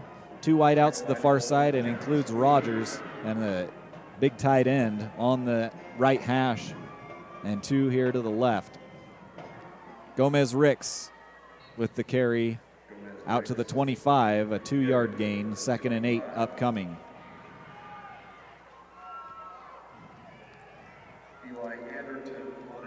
Anderton with the tackle for the Rams. 9:30 and counting here in the 3rd.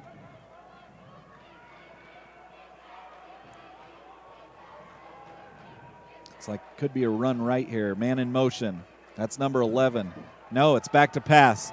They've got a receiver open down the sideline and incomplete. It was in and through the hands of the intended receiver, number 21. That's Patwell. And Patwell had a couple yards step on the defender. Could have been 6.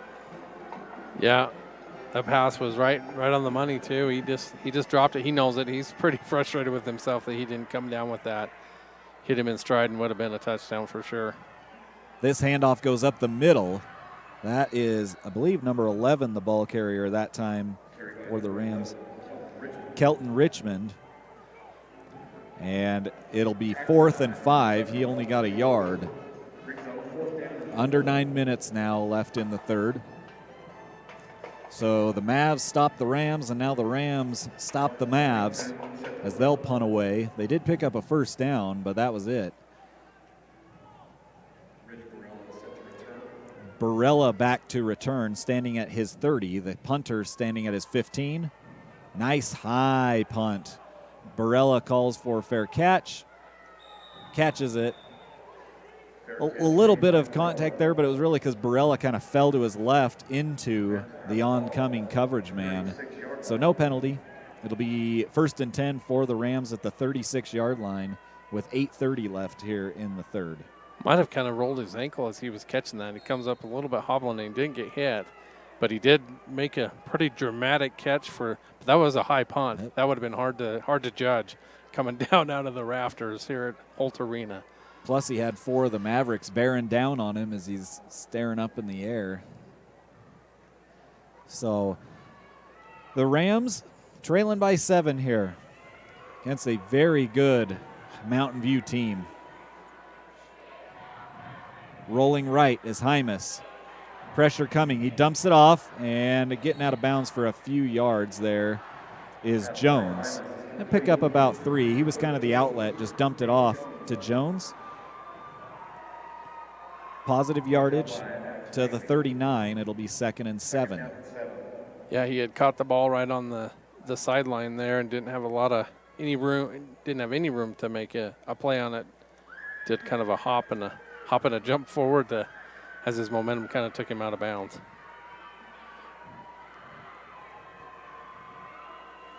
So the Rams back to the line of scrimmage, 2 wideouts to the left. The handoff goes to, I believe, Jones. Jones didn't get much, a couple, as he got stood up at the 41-yard line.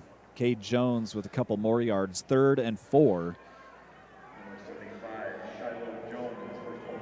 Shiloh Jones on the tackle for the Mavericks. Yeah, number 44, Bryce Mundy was in there too. They had that pretty well defended. That line of scrimmage didn't get moved at all on that on Mountain View's defensive line there, held their ground. Jones back there to the left, and now he splits out into the slot. Hymas all by himself. Short route, caught. No, incomplete. I thought he got down and got it. So does he. Yeah, he would have been short of the first down anyways, about a yard, but now it's 4th and 5. And instead of 4th and 1. And they will punt it away. Yeah, number 14, Jet Richards thought that he had come up with that. Looked like he had. I mean, from here, it looked like he might have been able to scoop that up before it hit the turf. But that official was right there on top of it, though, and so he's got a better vantage point than us way up here. Sure. Low kick, end over end, going to take a bounce, and it looks like the Mavericks will get away from it. Nice punt again, inside the 10, right at the 10. So a great kick. They'll pin him back deep once again. 7:27 left here in the 3rd quarter. Thank one of our local sponsors. Yeah, let's go with Gold's Gym. Gold's Gym, with 3 locations in Pocatello, Twin Falls, and Idaho Falls, has proudly been locally owned and operated since 2005. Gold's Gym is a results facility with state-of-the-art equipment, pool, sauna, tub, hot tubs, group fitness classes, childcare, basketball, racquetball, and more. For more information, find them online, Gold's Gym, or visit them at one of their 3 locations in Pocatello, Twin Falls, or Idaho Falls.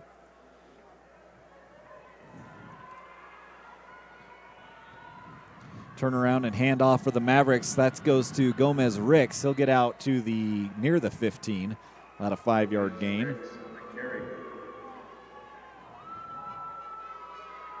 Yeah, nothing real special about that. Just a handoff from the shotgun formation off to their right side, and picked up 5 yards.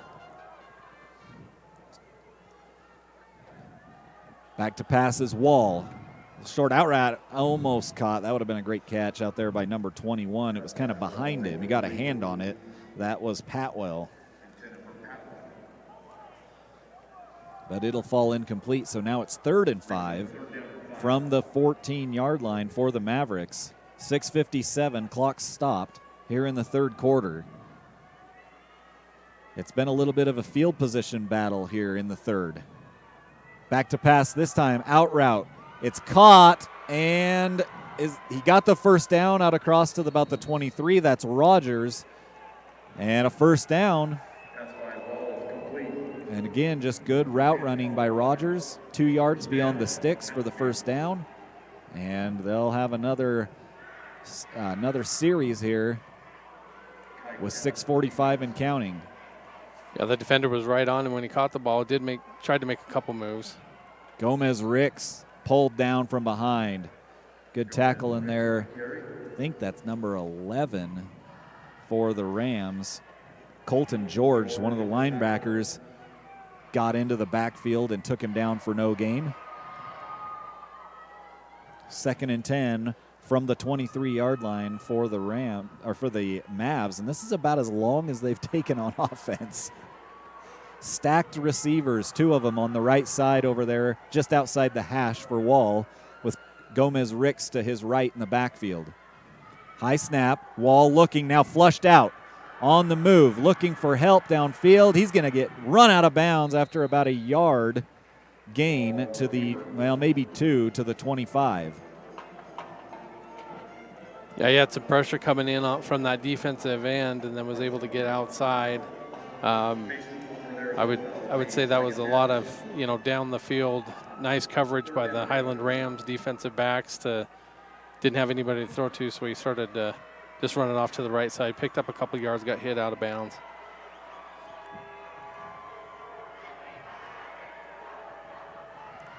So a big third down play here, third and a long 8, back to pass. Wall looking. He's got a receiver, and he overshot him again. That's Patwell open again across the field, and he overthrew him by about 3 yards. So with 4th and 8 coming up, the Mavericks will kick it away with 5:45 left here in the third. Yeah, he had time to throw the ball, and Patwell was able to get past his defender, but that pass just came just a little, quite a bit too high. I mean, it wasn't that close but it was wide open. Would have been a good opportunity for him. Nice punt away that takes a great bounce for the Mavericks. Continues to roll. It hit at about the 35 and rolls all the way down to the 22. Yeah, nice punt with that roll there, and kind of playing a field position game this quarter, kind of back and forth. Neither offense can get things really going. Each maybe picks up a first down or maybe 2, but then kind of sputters from there. And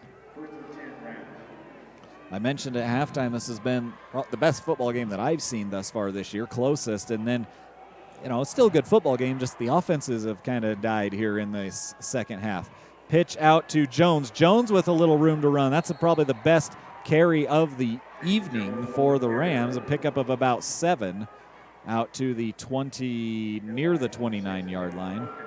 Sometimes those runs are a little bit misleading, too, because they're already starting in the shotgun, and then it's a pitch, so it's another 3 yards behind him. So it looks like they actually ran 17 yards, but they picked up 7. Yeah. But it was a nice design. The offensive line did a great job on that play of walling off their guys, and there was a nice seam for the running back on that pitch to get to the right side of that offensive line. Handoff up the middle. I think that's Jones again. He's going to get enough for a first down this time. So, Cade Jones. Picks up a first down. I think it's Mike Jones, really, but I don't know why that came into my head. First down at the 33-yard line for the Rams with 4:34 left here in the third quarter. It was 17-10 at half. It's still 17-10. As the defenses have kind of took over here in the third quarter. Hymas back by himself. Now man in motion coming across in front of him is Jones. Hymas tries to cut back inside, picks up a yard. Good job by the defense of the Mavericks not biting for that kind of misdirection handoff to Jones. 2nd and 9 at the 34-yard line. Yeah, that defensive line for the Mavericks there had kind of walled off that right at the line of scrimmage. There were 3 guys there that, Hymas is looking at to try to get by and couldn't. Back to pass is Hymas, looking across the middle of the field. Got his receiver. It's caught. First down out to the 48-yard line. That is Cade Jones again. He's running it and catching it. The ball sitting right at the 48, 1st and 10 for the Rams, 3:25 on the clock. Yeah, Hymas had a little bit of time there, made a pass. It was a little bit high. Nice catch by the wide receiver right across the middle, and jumped up, grabbed it, tucked it down, and fell forward for the first down. Little route out to the sideline, a little 5-yard out, is caught by Ridge Barella on the coverage, number 20, and he was right there, was Wyatt Farnsworth. So about a 4-yard pickup. Now we'll say 1, 2, 3-yard pickup. Across midfield to the 49, 2nd and 7, 2:50 left on the clock.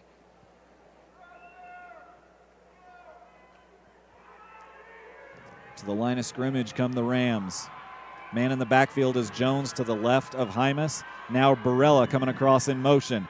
Handoff goes to Barella. He's got Green in front of him. Makes a move back to the middle. First down to the 38-yard line, but a flag at the 48 on the far hash from us, and it's holding against the Rams. I think as the running back cut it up there, I mean, he could see that the defenders had that kind of played to that outside towards the sideline, so he did cut it up, picked up a nice gain.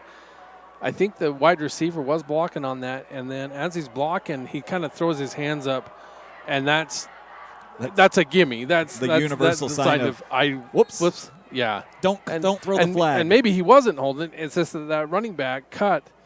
He's blocking for him to go to the sideline, and he cuts up the middle, so his defender goes a different way, and maybe just as he's, trying to maintain that block, holds and then throws his arms up, and I don't know, you know this more about officials. What do they see when their hands go up going like that? Like, I didn't touch him. Guilty, I'll say that.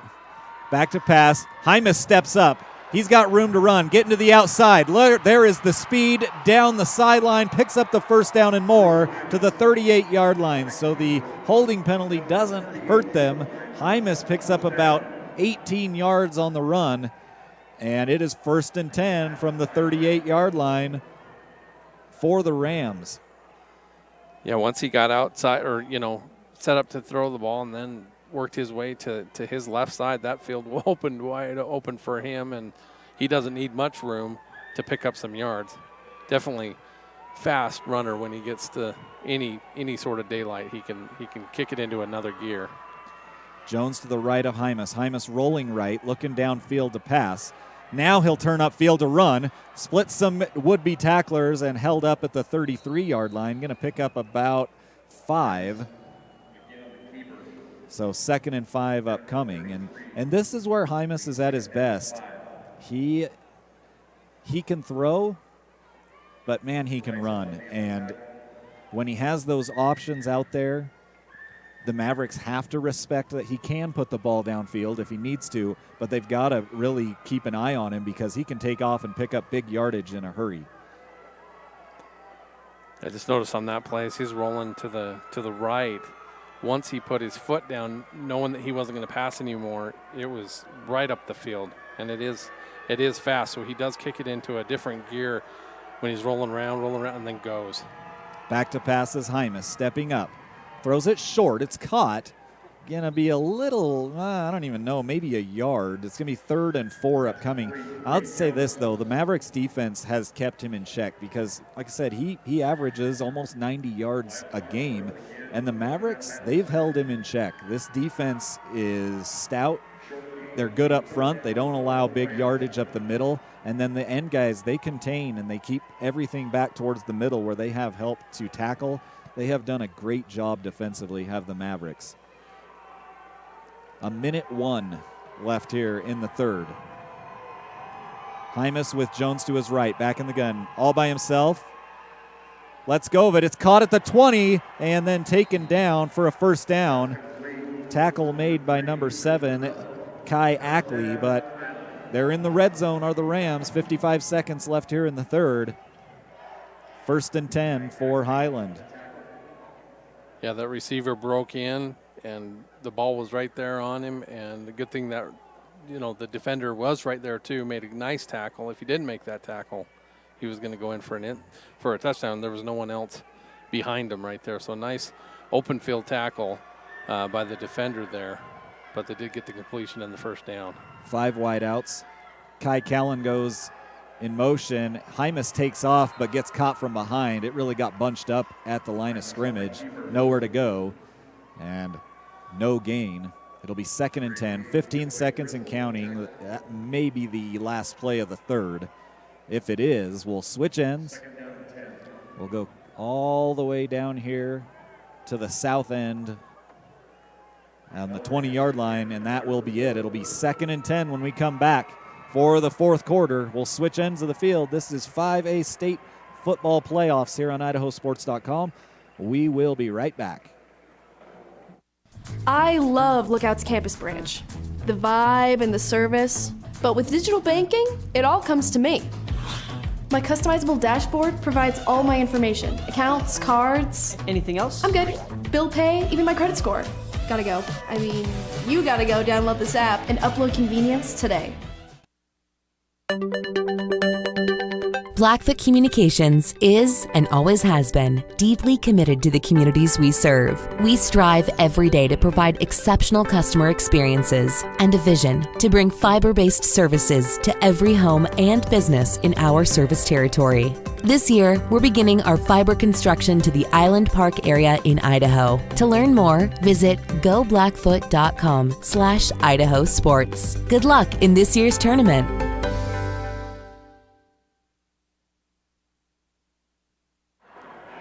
Well, welcome back here on IdahoSports.com. It's the fourth quarter. The Highland Rams have it at the 20 of the Mavericks.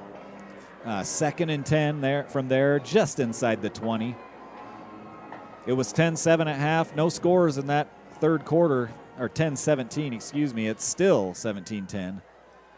And the Rams trying to change that here as they're just inside the red zone. Hymas with Jones to his right, now looking to pass. Across the middle, it's caught at the 10. Did that ball come free? It did. After the hit, the ball came free. And so it'll be 3rd and 10 now. He was going to be right at the sticks had he caught it. Had it momentarily and then knocked free on the big hit from behind. Yeah, nice job by that defender to knock that ball free, but that ball was a little bit high for that receiver. Again, that throw wasn't right on him and had to go up and get it. Brought it down, looked as he was just trying to secure that, got the big hit and dropped it. Would have been right at the sticks. Don't know if it would have been a first down or not, but definitely closer 3rd and 1 instead of 3rd and 9. Yep. So Hymas, he's back in the gun again. Jones split out. Jones open over there on the sideline, hits him. Nobody went with him. Jones gets free. Is he going to get there? I think he's going to be shy. It's going to be 4th and 1. 4th and a half a yard. They got to get to the 10, and that ball is sitting at the 9 and a, or the 11 and a half. 10 and a half. There we go. We're counting down here. 10 and a half. 10 and a half. 4th and 1. Yeah, nobody went out there with that wide receiver, but the throw wasn't right there, Correct. So it kind of threw him back. And then the pursuit was able to get there. Had that ball been thrown on him, he would have definitely picked up the first down and some more. A big play here. 4th and 1 at the 11. Hymas with 2 backs there with him. They're trying a hard count. Nobody jumping on the Mavericks side. Handoff up the middle. First down and more. Rumbling inside the 5. 27, big running back Mason Fulmer, listed as actually the linebacker, 6'1", 215. Yeah, they had kind of a jumbo package in there. Had a lineman in the backfield. You know, they had two running backs, a lineman up there, and were able to power that ball. But I originally think they were trying to draw the Mountain View offense or defense off sides. Hymas under center this time. Fakes the handoff to Fulmer, looking to pass. In trouble.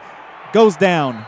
Back at the 15. And I think Hymas has got to get rid of that football. I don't know where he would have thrown it, but he's got to get rid of it. No, you think he could pitch it over there to the Bengal Tiger over on the wall there that, you know, when you get outside the pocket there and just chuck it up. He had time to maybe do something like that, but obviously trying to give his receivers out there an opportunity to get open, and nothing did. And then everything closed in on quickly after that. I think he might have dropped the ball as he was coming down too, but he landed right on it. I mean, it didn't squirt out of there for anybody to go after it, but looks like he dropped pretty quick. So did the ball and went down pretty quick. So 2nd and goal now from the 15 after that 10-yard sack. Man in motion across the middle. It goes to him. That's Barella. Barella gets free of one tackler trying to get to the outside. Now he throws it. Caught inside the 5. So it's going to be 3rd and goal. Barella was trying to throw it. The play kind of got blown up. He got away and still found his receiver. Ridge Barella completes it to the 5. And that looked like that was intended the entire time, just because I didn't see any linemen going downfield on that. That was a handoff around to the left side there, and then he went to throw it and completed the pass. But generally on those, at some point the linemen have got to get down the field, if it is a true run. So they, that was a designed handoff and then a pass out there by Berea. Again, the bigger package in here for the. And it's Fulmer with the carry. Fulmer is going to gain a couple.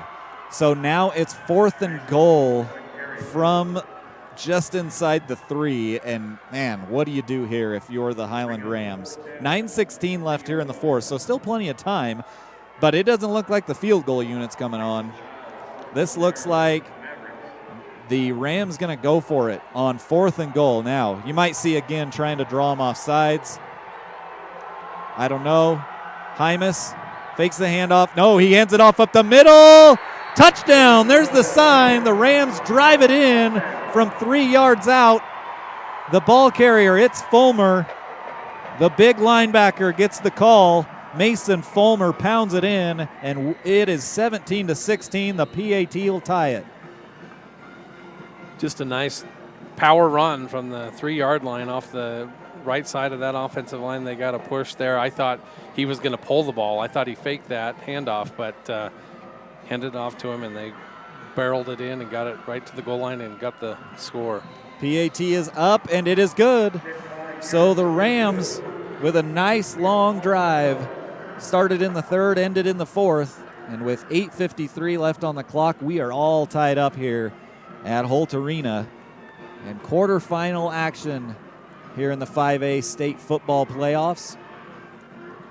A fantastic drive capped off by a 3-yard touchdown run from Fulmer. And really on that, I think Barella saved that drive, that touchdown drive, because Barella was in trouble on that little kind of pitch play to him where he was going to throw downfield. He made a tackler miss, got enough separation to get a pass away back inside the 5, and they were able to punch it in from there. Yeah, Mountain View had it well defended on that play, strung him out, got him out to the outside, but then, I didn't realize it was a pass until he was, throwing his arm back to go throw the ball. It looked like a run all the way, and then was able to elude that tackler, get to the outside, kept it long enough, and hit his receiver down there to keep that drive alive, make it closer for him to get that touchdown. So we're all tied up. 8:53 left here as the Rams will kick it away. That ball going to get into the end zone once again for a touchback. And the Mavericks will go back on the offense from the 20-yard line as they'll try to regain the lead here in the 4th quarter. Thanks for joining us here on IdahoSports.com. Thanks again to all of our sponsors, Gold's Gym of Idaho, Blackfoot Telephone Cooperative, Lookout Credit Union, Big Judd's in Meridian, and Bob's Bicycle on Fairview and Boise. Huge thanks to all of them for being sponsors for tonight's ball game. And, of course, huge thanks to all of our tournament coverage sponsors, Project Filter, Your Health Idaho, the Idaho Department of Health and Welfare, the Idaho Transportation Department, and Valley-Wide Cooperative and your local Toyota dealers. So back in the gun is Wall. Wall on the option, pitches it out to Gomez-Ricks. Gomez-Ricks stood up and driven back for a loss. A 1-yard loss back to the 19. Gomez-Ricks has been hard to stop, and that time they caught him on the option. Yeah, that pitch was, obviously running into that way, that side again. When you're starting the shotgun, you do a pitch, you're starting, a little bit behind the line of scrimmage. Hard to get all that back. Wall pass out to the outside by Rogers, and they're going to say incomplete. Rogers takes a big shot from Callan. Now Kai Callan's hurt at the 30. He delivered the blow that knocked the ball loose. They called it incomplete, but Kai Callan got up and immediately went back down to the turf at the 30. And Callan, a big part of both offensively and defensively. Now here's a good sign. They've got him sitting up. The training staff out there checking on him. They've got him stood up. We'll see what kind of weight he can put on. It looked like, and it is that left leg, ankle, knee, whatever the case may be, but he is definitely favoring it. As they take him off to the sideline, the staff will take a look at him. It's 3rd and 11, though, after the big hit laid by Callan. 8:18 left on the clock. The ball sitting back at the 19-yard line. A big 3rd down play here for the Mavericks and the Ram defense. In the gun, 2 stacked wideouts to the right of Wall. Wall looking to pass. Out route to Rogers. It's caught, and Rogers out of bounds, shy of the first down, well shy. 5 yards, in fact, as he goes out of bounds at the 25. And now the question is, it looks like the punt unit coming on. Wall's headed to the sideline. So a big 3rd down stop from the Highland Rams. The Mavericks will kick it back to him, and it'll be Ridge Barella back to receive the punt, back at his own 30-yard line. 8:11 left on the clock.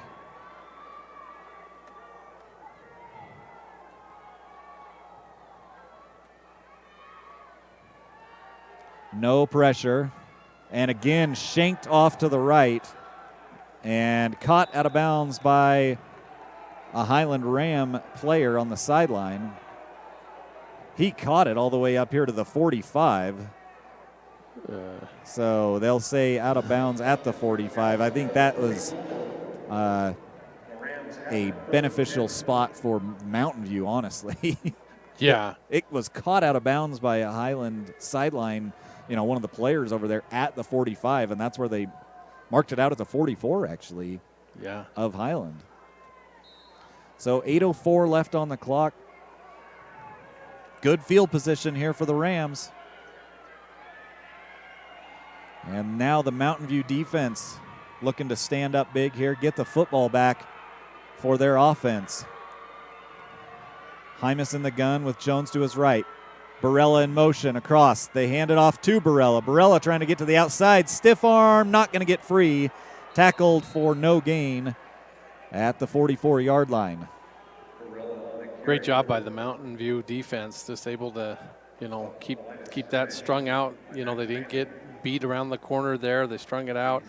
Barella went for a stiff arm, and he was actually able to, the defender was actually able to grab him by his arm that he was trying to stiff arm him with and pull him down, and lost just a little bit, I think you're right. I think he did just lose just a bit on the play.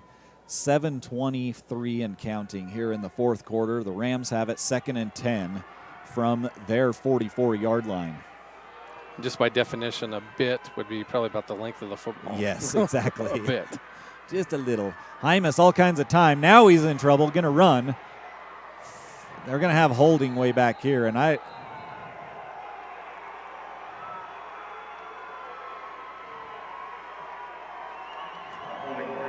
holding penalty against Highland, and big number 52 got tied up there. I know why the flag was thrown. But it looked like Hymas was already well beyond him. In fact, he was. So I don't know. Just looking at a little replay there, he was beyond him by the time I felt like he got held. But nonetheless, we're going to have a 10-yard penalty, and that's a big one. Takes him all the way back to the 26-yard line. They've got to get all the way across midfield to the 46 on the other side. So it's 2nd and 28. Yeah, I was going to say, I was just doing the math in my head there. 28. I should have just looked at the board because the guys upstairs did it for me. 6:50, 2nd and 28. All the way back to the 26-yard line are the Rams. Back to pass is Hymas. Pressure coming. He gets rid of it and knocked down. Oh, boy, you're going to have pass interference come from there. He went over the top and knocked it down. I didn't think there was a ton of contact, but I think that's what we're going to have. I think we're going to have pass interference on the defense. We'll see as there is some discussion there amongst the officials. If it is pass interference, It'll be waving it off. Oh, they did wave it off. Okay. I can kind of see that too. There wasn't a lot of contact, if any, and really, the defender had more chance at that catch than the receiver did in that. I mean, it was just coming out here in the flat, just a screen, and they had read it, just the way that they have all night long. Mountain View defense had read it, and instead of playing the ball and actually going up and getting he defended the ball, and kind of went. He was over the top, but not even. There was very little contact, if any. And he was there at the same time as the ball anyways. Yeah. Down the field, the receiver got free. Couldn't bring it in, and I think it would have been out of bounds anyways. What an effort there from Barella. I don't think he would have been in bounds had he caught it. Hymas led it too far to the outside. And at 4th and 28, the Rams are going to have to kick it away. 6:28, and that holding penalty was big.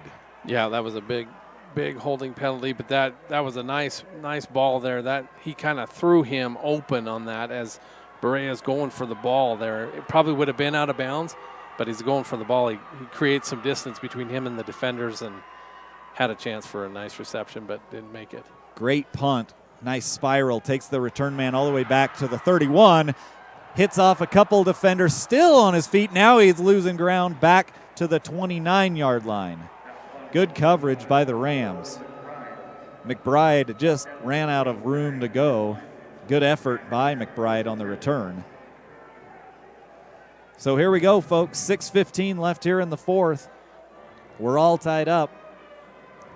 The Mavericks with the football at their 29-yard line with time to spare here in the fourth. No team has taken a timeout. Both teams with all 3 timeouts here in the second half. And remember, before the end of this game, we're going to give away our player of the game presented by the Idaho Transportation Department. Handoff goes to Gomez Ricks. He picks up about 5 out to the 34-yard line. It'll be 2nd and 5 upcoming. And there are a lot of gentlemen down there that are deserving of the IdahoSports.com player of the game. See what happens here in the last 6 minutes. Gomez Ricks with the carry again. This time he picks up 3. It's going to be 3rd and 2 upcoming from the 37-yard line. They've got to get to the 39 for a first down. Clock running at 5:40.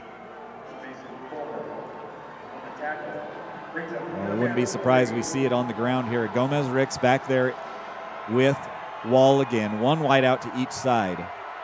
It is Gomez Ricks on the carry. First down, he breaks free into the secondary. He's down to the 40, the 35, and pushed out of bounds at the 30. Huge run as Gomez Ricks finally broke through. It's 1st and 10 at the 30-yard line for the Mavericks. 3 straight runs by the Mavericks there, and all by Gomez Ricks, and hit it off the left side of their offensive line. They've been blocking really well for him, and was able to break a couple tackles right at 2 to 3 yard gain, and then broke it free for a big gainer on that one. Gomez Ricks now to the left. He gets the carry again, bounces to the right side on the run, trying to be drugged down finally at the 20. Another first down for Gomez Ricks. I feel like he heard me talking about the IdahoSports.com player of the game and decided to turn on his running skills. With 5:12 left here in the fourth, 2 big first downs for Gomez Ricks and the Mavericks. Yeah, he seems to be running with a little more attitude out there right now. They snuffed that one out, though, the Highland defense. Caught him in the backfield.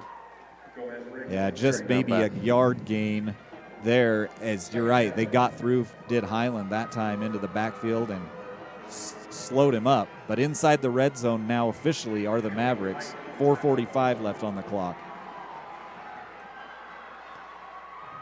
Back to pass. Fade route to the corner of the end zone. Touchdown, Mavericks!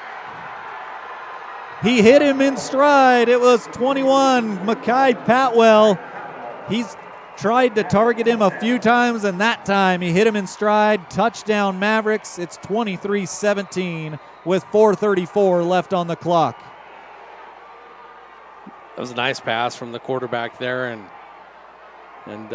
Patwell, he's been there a couple times wanting to he had one that went right through his hands, a couple that have overthrown, that one right where he wanted it and caught it in the end zone.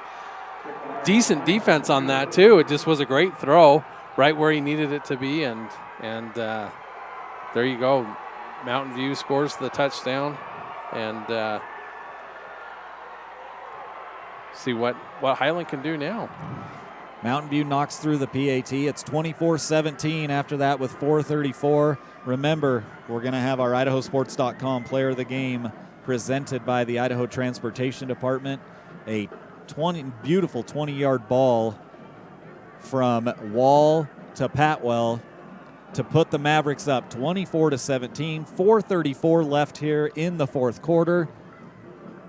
A fantastic ball game. Still time here, though, for the Rams.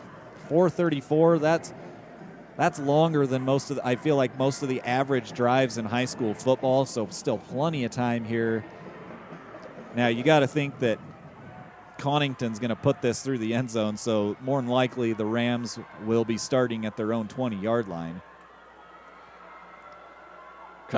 Sorry, go ahead. I was just wondering if we've had any kickoff returns in this game. Both kickers have been able to.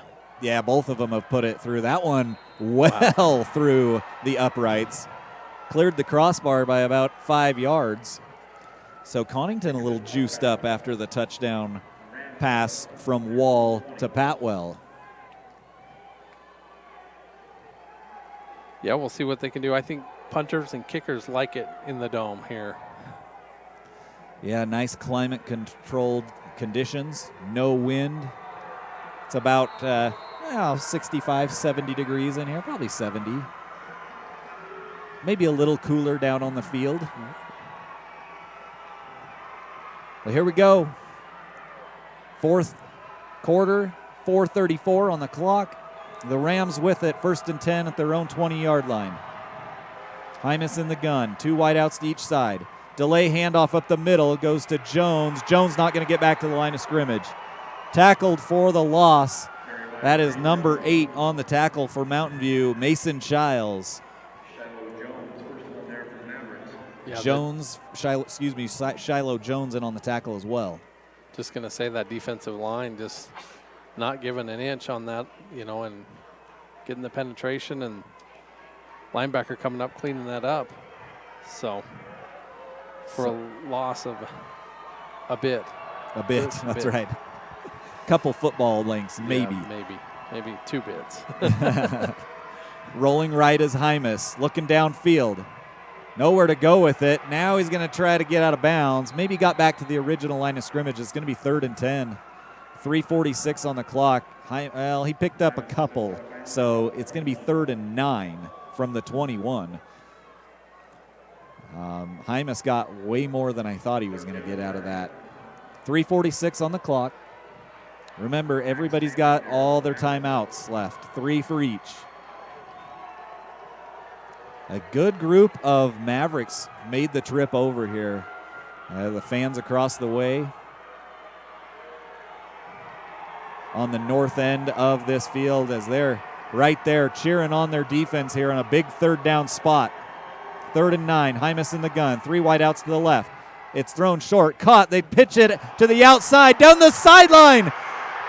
It's Kai Callan, caught from behind after a huge pickup across midfield down to the 41-yard line. Little hook and ladder there from the Rams. It was Barella who caught it, and then he pitched it to Callan. Callan still hobbled just a bit. But a huge 1st down for the Rams. Of almost 40 yards on that play down here to the 41-yard line. 3:15 and counting here in the ball game. Man in motion across the middle. Hymas hands it off. No, Hymas keeps it. Hymas has room to run. Down the sideline, it's Hymas to the 10, the 5, touchdown Highland. Drew Hymas, a 41-yard touchdown run with 3:01 left here in the ball game. And the PAT will tie it if it's good. That was a nice fake. we thought he handed it off. I did too. I thought he handed it off, and then he was able to get to the corner. Now, Mountain View's defense had that contained, and he was just able to outrun him to the corner. Once he got to the corner, really, no one's going to catch him. He's pretty fast and had a chance to catch him at the corner because he had good penetration on it. He just let him get too far outside. The defender did let Hymas get too far outside. The speed of Drew Hymas does the work after a great play call on 3rd and 9. The hook and ladder got the Rams down to the 41, and then Hymas, like you said, he fooled me. He pulled it back out of the running back's hands, took off down the left sideline, and outrun the Mavericks defenders for a touchdown. We're all tied up 24-24. What a ball game. Yeah, from going no scores in the third quarter to now we're right back and forth on these touchdowns. There have been 21 points. If I'm doing my math right here, 21 points scored here in the fourth. The one drive did start in the third for the Rams, but they didn't score until the fourth quarter. So the Rams will now kick off back to the Mavericks, and again, plenty of time. That drive only took 1 minute and 23 seconds off the clock. 3:01 left on the clock right now. Low kick, driven back into the end zone, though, once again for a touchback. And the Mavericks will go back on offense with 3:01. Plenty of time left here on the clock for Mountain View. Yeah, it'll be interesting to see what they do. I mean, there's plenty of time. They can still run because that's kind of what they've been doing is running to Gomez Ricks, giving him the ball. He's been picking up pretty good yardage every time. He broke that one free for quite a long gain. 3:01, they may feel like they need to step it up a little bit, but really plenty of time. Got 3 timeouts. Handoff does go to Gomez Ricks up the middle. Picks up about 4, it looks like. It'll be 2nd and 6. And keep in mind, they do have the Boise State commit as their field goal kicker, Connington, who's good from at least 44. We saw him knock one in easily. This one kept by Wall and picks up a couple more. So 3rd down, just like that. It's 3rd and a long 3, almost 4, as that ball just beyond the 26-yard line. A big 3rd down play, and it's the Ohio State call from what I can see over there, whatever that play is. Back in the gun is Wall. Highland fans cheering loud here on 3rd down. Back to pass. Wall gets whacked from behind. The ball's on the turf, and they say it's incomplete. He was coming forward with it. A huge hit from behind by Colton George. Hammered Wall from the blind side. Wall never saw him coming. No, you could see that coming from a mile away, that the end didn't get blocked. Free rush coming in, setting up to throw the ball there. Wall was back and didn't see him coming at all, but was in the motion, I guess, of throwing the ball. Looked like to me, just coming forward. But now, this is shocking to me. They're punting away here with 2:10 left. It's 4th and 4, and I'd be watching for a fake. They aren't going to. They punt it away. High punt. I stay away from this if I'm Highland. They do. It takes a good bounce, at least, to the sideline for the Mavericks out at the 33-yard line. I'm shocked that they punted that away. It is tied. I get it. I guess that's why. It's tied. Yeah. You don't want to not get it on 4th down and give the Rams basically a free field goal with 2 minutes left. Yeah, your defense has been playing pretty good. Yes, both defense played great the third quarter, right? We had no points, but things have kind of broken loose. Yeah, I had it in my mind that now Highland was up, but they had just tied it. So a very smart play by the Mavericks to put your defense back on the field. Back to pass is Hymas. Down the field and miscommunication. Barella held up and went to like a stop route at about the 45. That ball ended up on the 35 on the other side of the midfield. So 2nd and 10. What you don't want to do here if you're the Rams is make a mistake and turn the ball over. Yeah, they definitely want to. I don't know. I think obviously they've got the ball every time in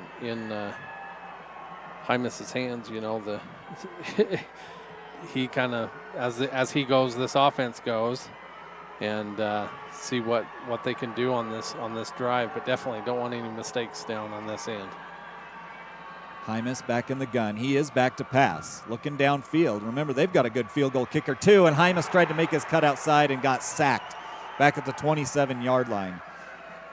The question here, what do you try to do if you're the Rams? Do you play it safe here a little bit, and you don't want to give them the ball back here with I'm kind of shocked that Mountain View isn't calling a timeout right there. Yeah, there's only a minute 30 left on the clock and counting. Now after that sack, it's 3rd and 18 or 15, 16, whatever. 3rd and 16. That's a good point. You know, now Highland's taking their time, but they've still got to run a play. What do? You know, you've got to run something, and it looks like it's going to be a pass because there's no one in the backfield with Hymas now that motion out. And it is back to pass. Hymas steps up. That ball tipped, intercepted at the 38-yard line. That is a killer. The Mavericks now have it at the 39 officially of Highland. They've only got to get about 10 yards before Connington's in field goal range. There's 59 seconds left on the clock.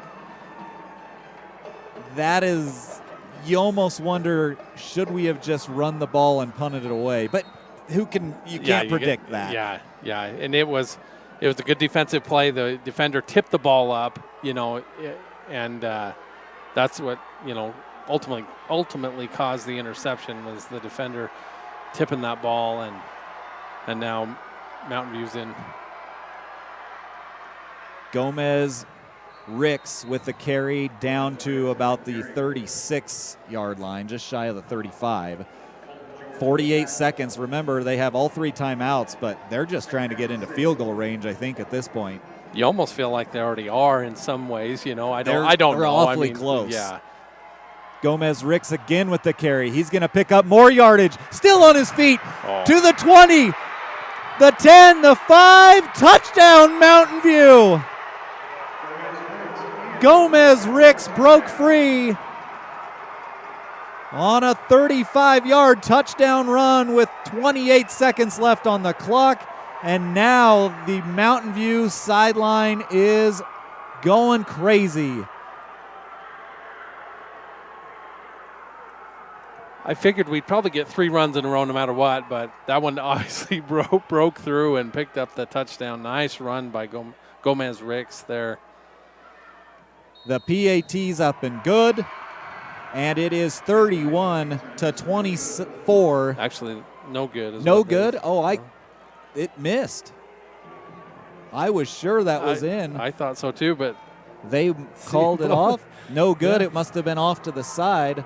So that is interesting and leaves a little more sliver of hope here for the Rams. There's 28 seconds left on the clock. That's almost, oh man, that's dangerous if you're the Mavericks. You got to think Connington's going to put it through the back of the end zone for a touchback. So they'll make the Rams go 80 yards. But there's big playmakers on the Rams side as well. As you saw, Gomez Ricks put his team on top with a 35-yard touchdown run with 28 seconds left here in the 4th. Connington missed the PAT, though, so it stays 30-24.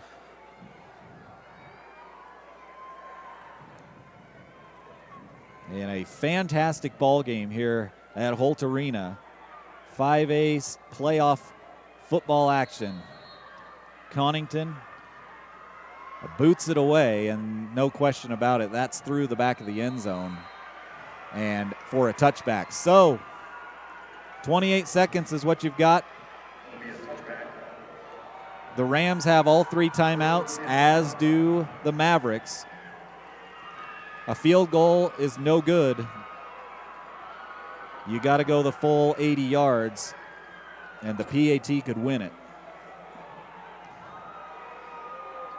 Stick with us, folks. And now the Rams going to use the first of their 3 timeouts before they even snap the ball. Excuse me, no, they just wanted it on this near hash. They just moved the ball over here to the side. It was not a timeout. Hymas in the gun, rolling right, looking downfield. Now he's going to run. He's got lots of room to run. And finally out of bounds out near the 40-yard line with 20 seconds left on the clock. Nice run of about 18 yards there. Just did a rollout, was going to look to throw it the whole way, and no one containing, he got that end contained. They blocked it, and then open field for a ways down the field. Now they're down to the 38-yard line. And the Mavericks actually will take this timeout with 20 seconds left on the clock. What a fantastic ball game. It'd be about this time that we'd give away our IdahoSports.com player of the game, but we better hold off, folks, because there is still 20 seconds left on this clock, and things could change drastically in that time in what has been a great quarterfinal playoff game here at Holt Arena. I want to thank our tournament coverage sponsors, Project Filter, Your Health Idaho, the Idaho Department of Health and Welfare, and the Idaho Transportation Department, as well as Valleywide Cooperative and your local Toyota dealers. Huge thanks to Gold's Gym of Idaho, Blackfoot Telephone Cooperative, Lookout Credit Union, Big Judd's, and Bob's Bicycle, our local sponsors for tonight. So here we go. After the timeout, 1st and 10, it's Hymas in the backfield with Jones to his left, 3 wideouts to his left as well. Rolling that way now. This time, again, room to run. Hymas headed for the sideline and out of bounds. Going to pick up about 5. 15 seconds, though, running out of a time here. They actually going to give him 6. Nope, just 5. Out to the 43-yard line. And that play took 5 seconds. You're running out of time if you're the Rams here. Second and 6. Man in motions is Jones out to the right. It's going to be a throwback, backwards pass. Tossed back out of bounds. Incomplete. No one fooled on that backwards pass. Now 8 seconds on the clock. And a timeout taken by the Rams. Timeout, Highland. Yeah, he had a couple options on that throw out to the right. The Berea takes a couple steps back. They hit it, so it's a lateral, so then he can throw it down the field. Decides to throw it back over to Hymas and just threw. I think he might have just thrown it away. Yeah, he did. There was nobody. Hymas was covered up. The Mavericks had stayed home on defense. They didn't bite on that little throwback to Barella. And now, it's because they held, their ground and covered their lanes. There was nowhere for Barella to go with it. He just got rid of it and threw it incomplete. 8 seconds left here. You really have, if you take too much time trying to throw the ball, you might run out of time. Yeah. They do need to throw it. They could pick up some yardage on the ground and get out of bounds, and then make it a little more of a doable Hail Mary. The ball sits at the 43-yard line, so they've got to go 57 yards. 8 seconds left here. The Mavericks on top. Back to pass is Hymas. It is caught across the middle, short and tackled. They got to call a timeout. No, did it go incomplete? Oh, they caught it. Okay. First down.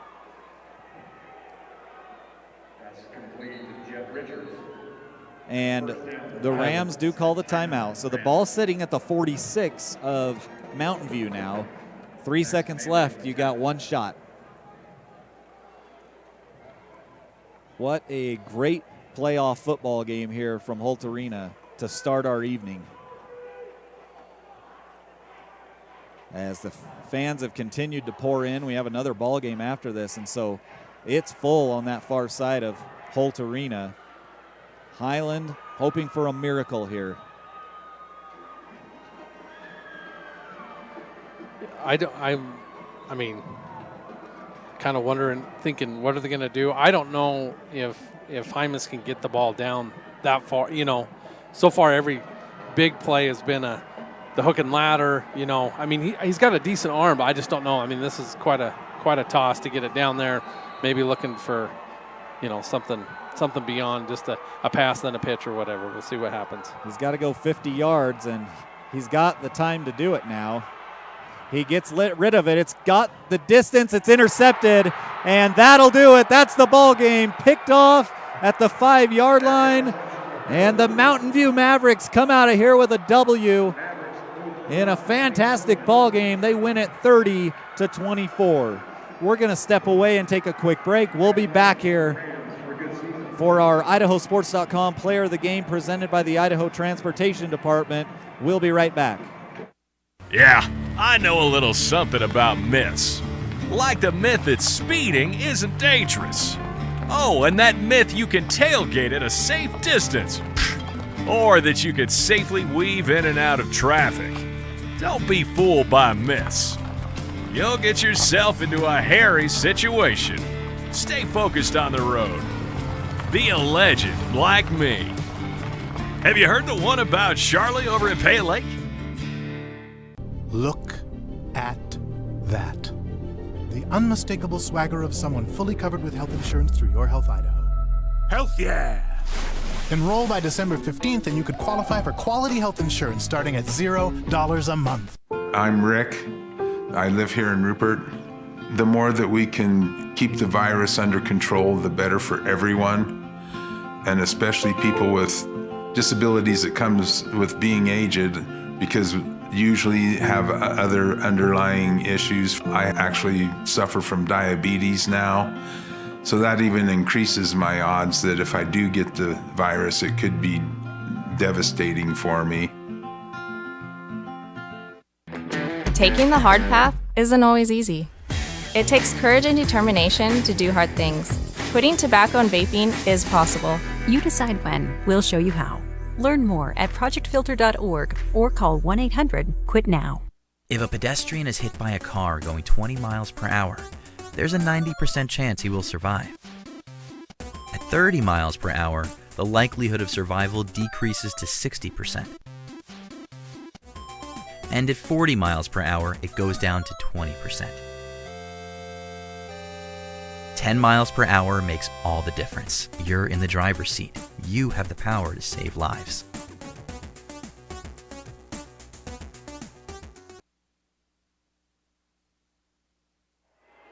Well, welcome back as we've gone final here at Holt Arena.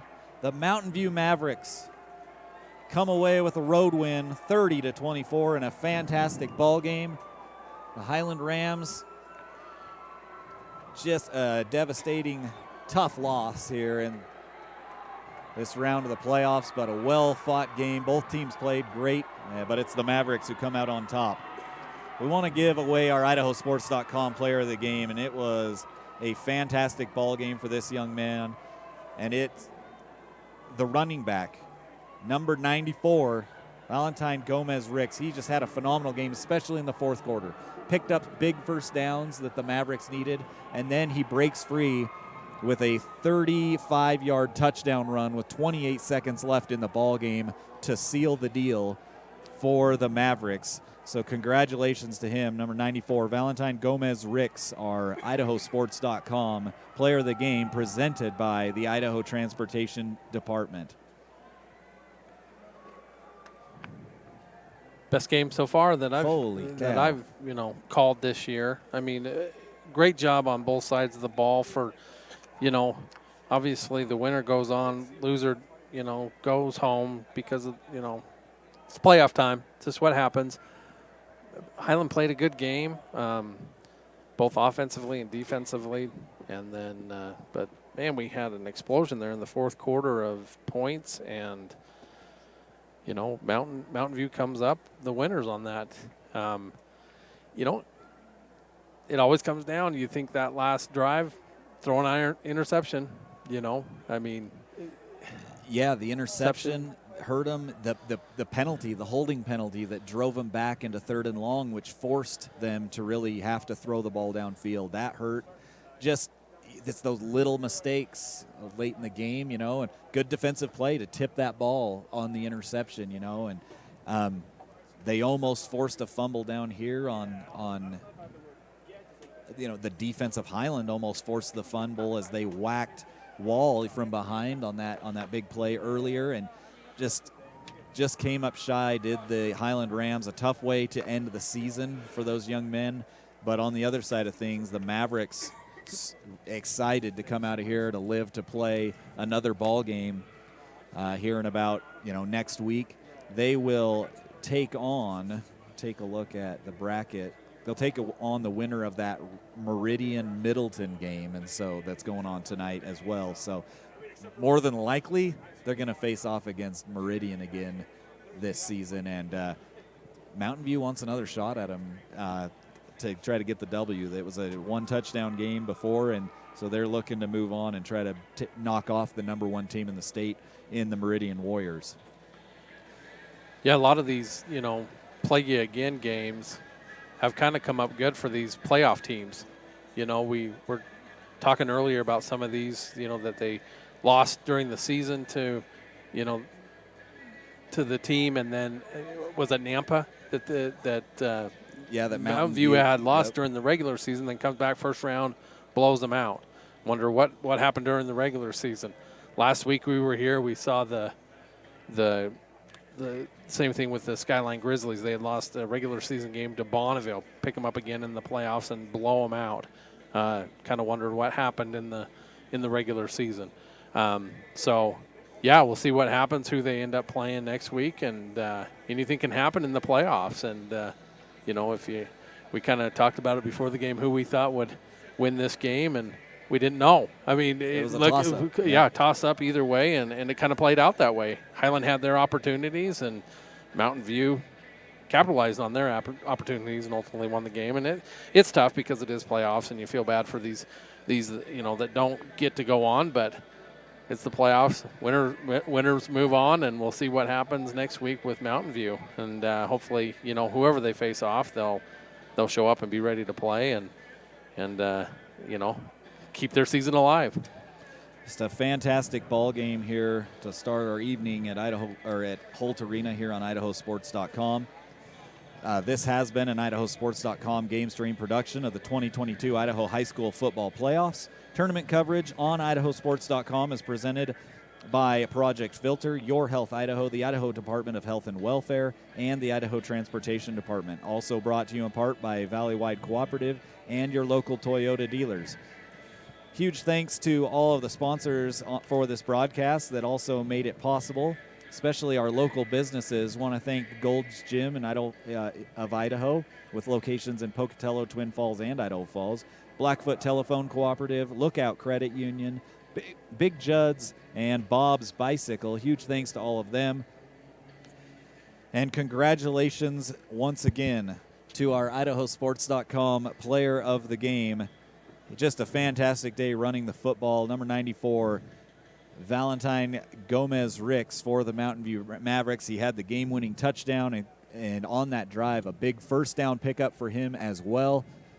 So congratulations to number 94, the oddest running back number you might ever see, Gomez-Ricks for the Mountain View Mavericks. A fantastic ball game. Want to thank the staff here at Holt Arena and all the help they are in getting these games broadcast out to you. They really do take good care of us here at Idaho State University and all their hospitality. And thanks to all you guys for listening tonight. You got a good one here between the Mountain View Mavericks and the Highland Rams. Thanks again for joining us as those Mountain View Mavericks do defeat the Highland Rams by a score of 30-24.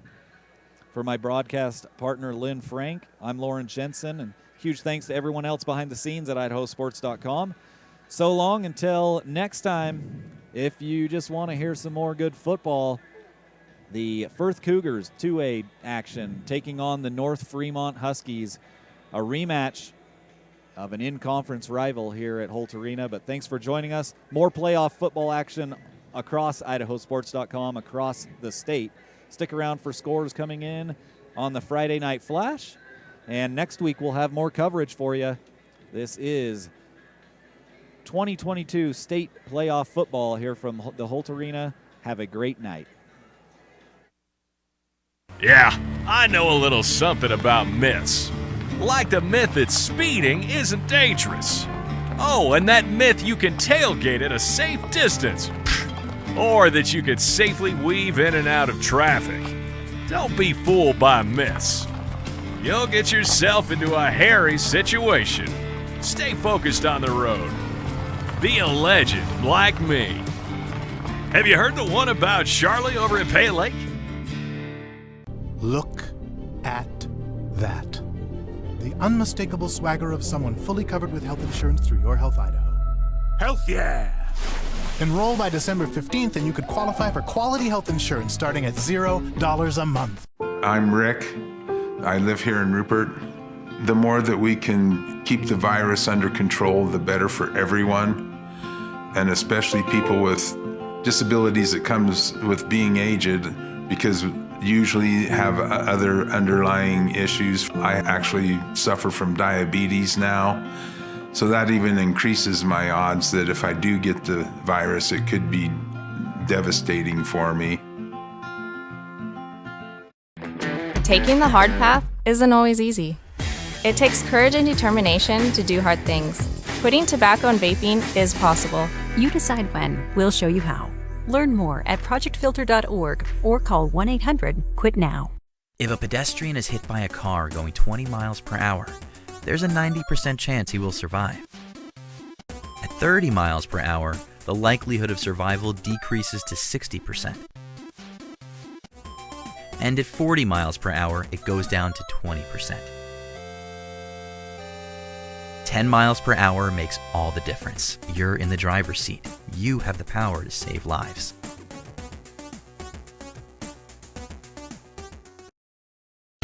This has been a presentation of IdahoSports.com GameStreams. This broadcast is copyrighted to IdahoSports.com. Any rebroadcast, retransmission, or other use of this broadcast without the expressed written consent of Idaho Sports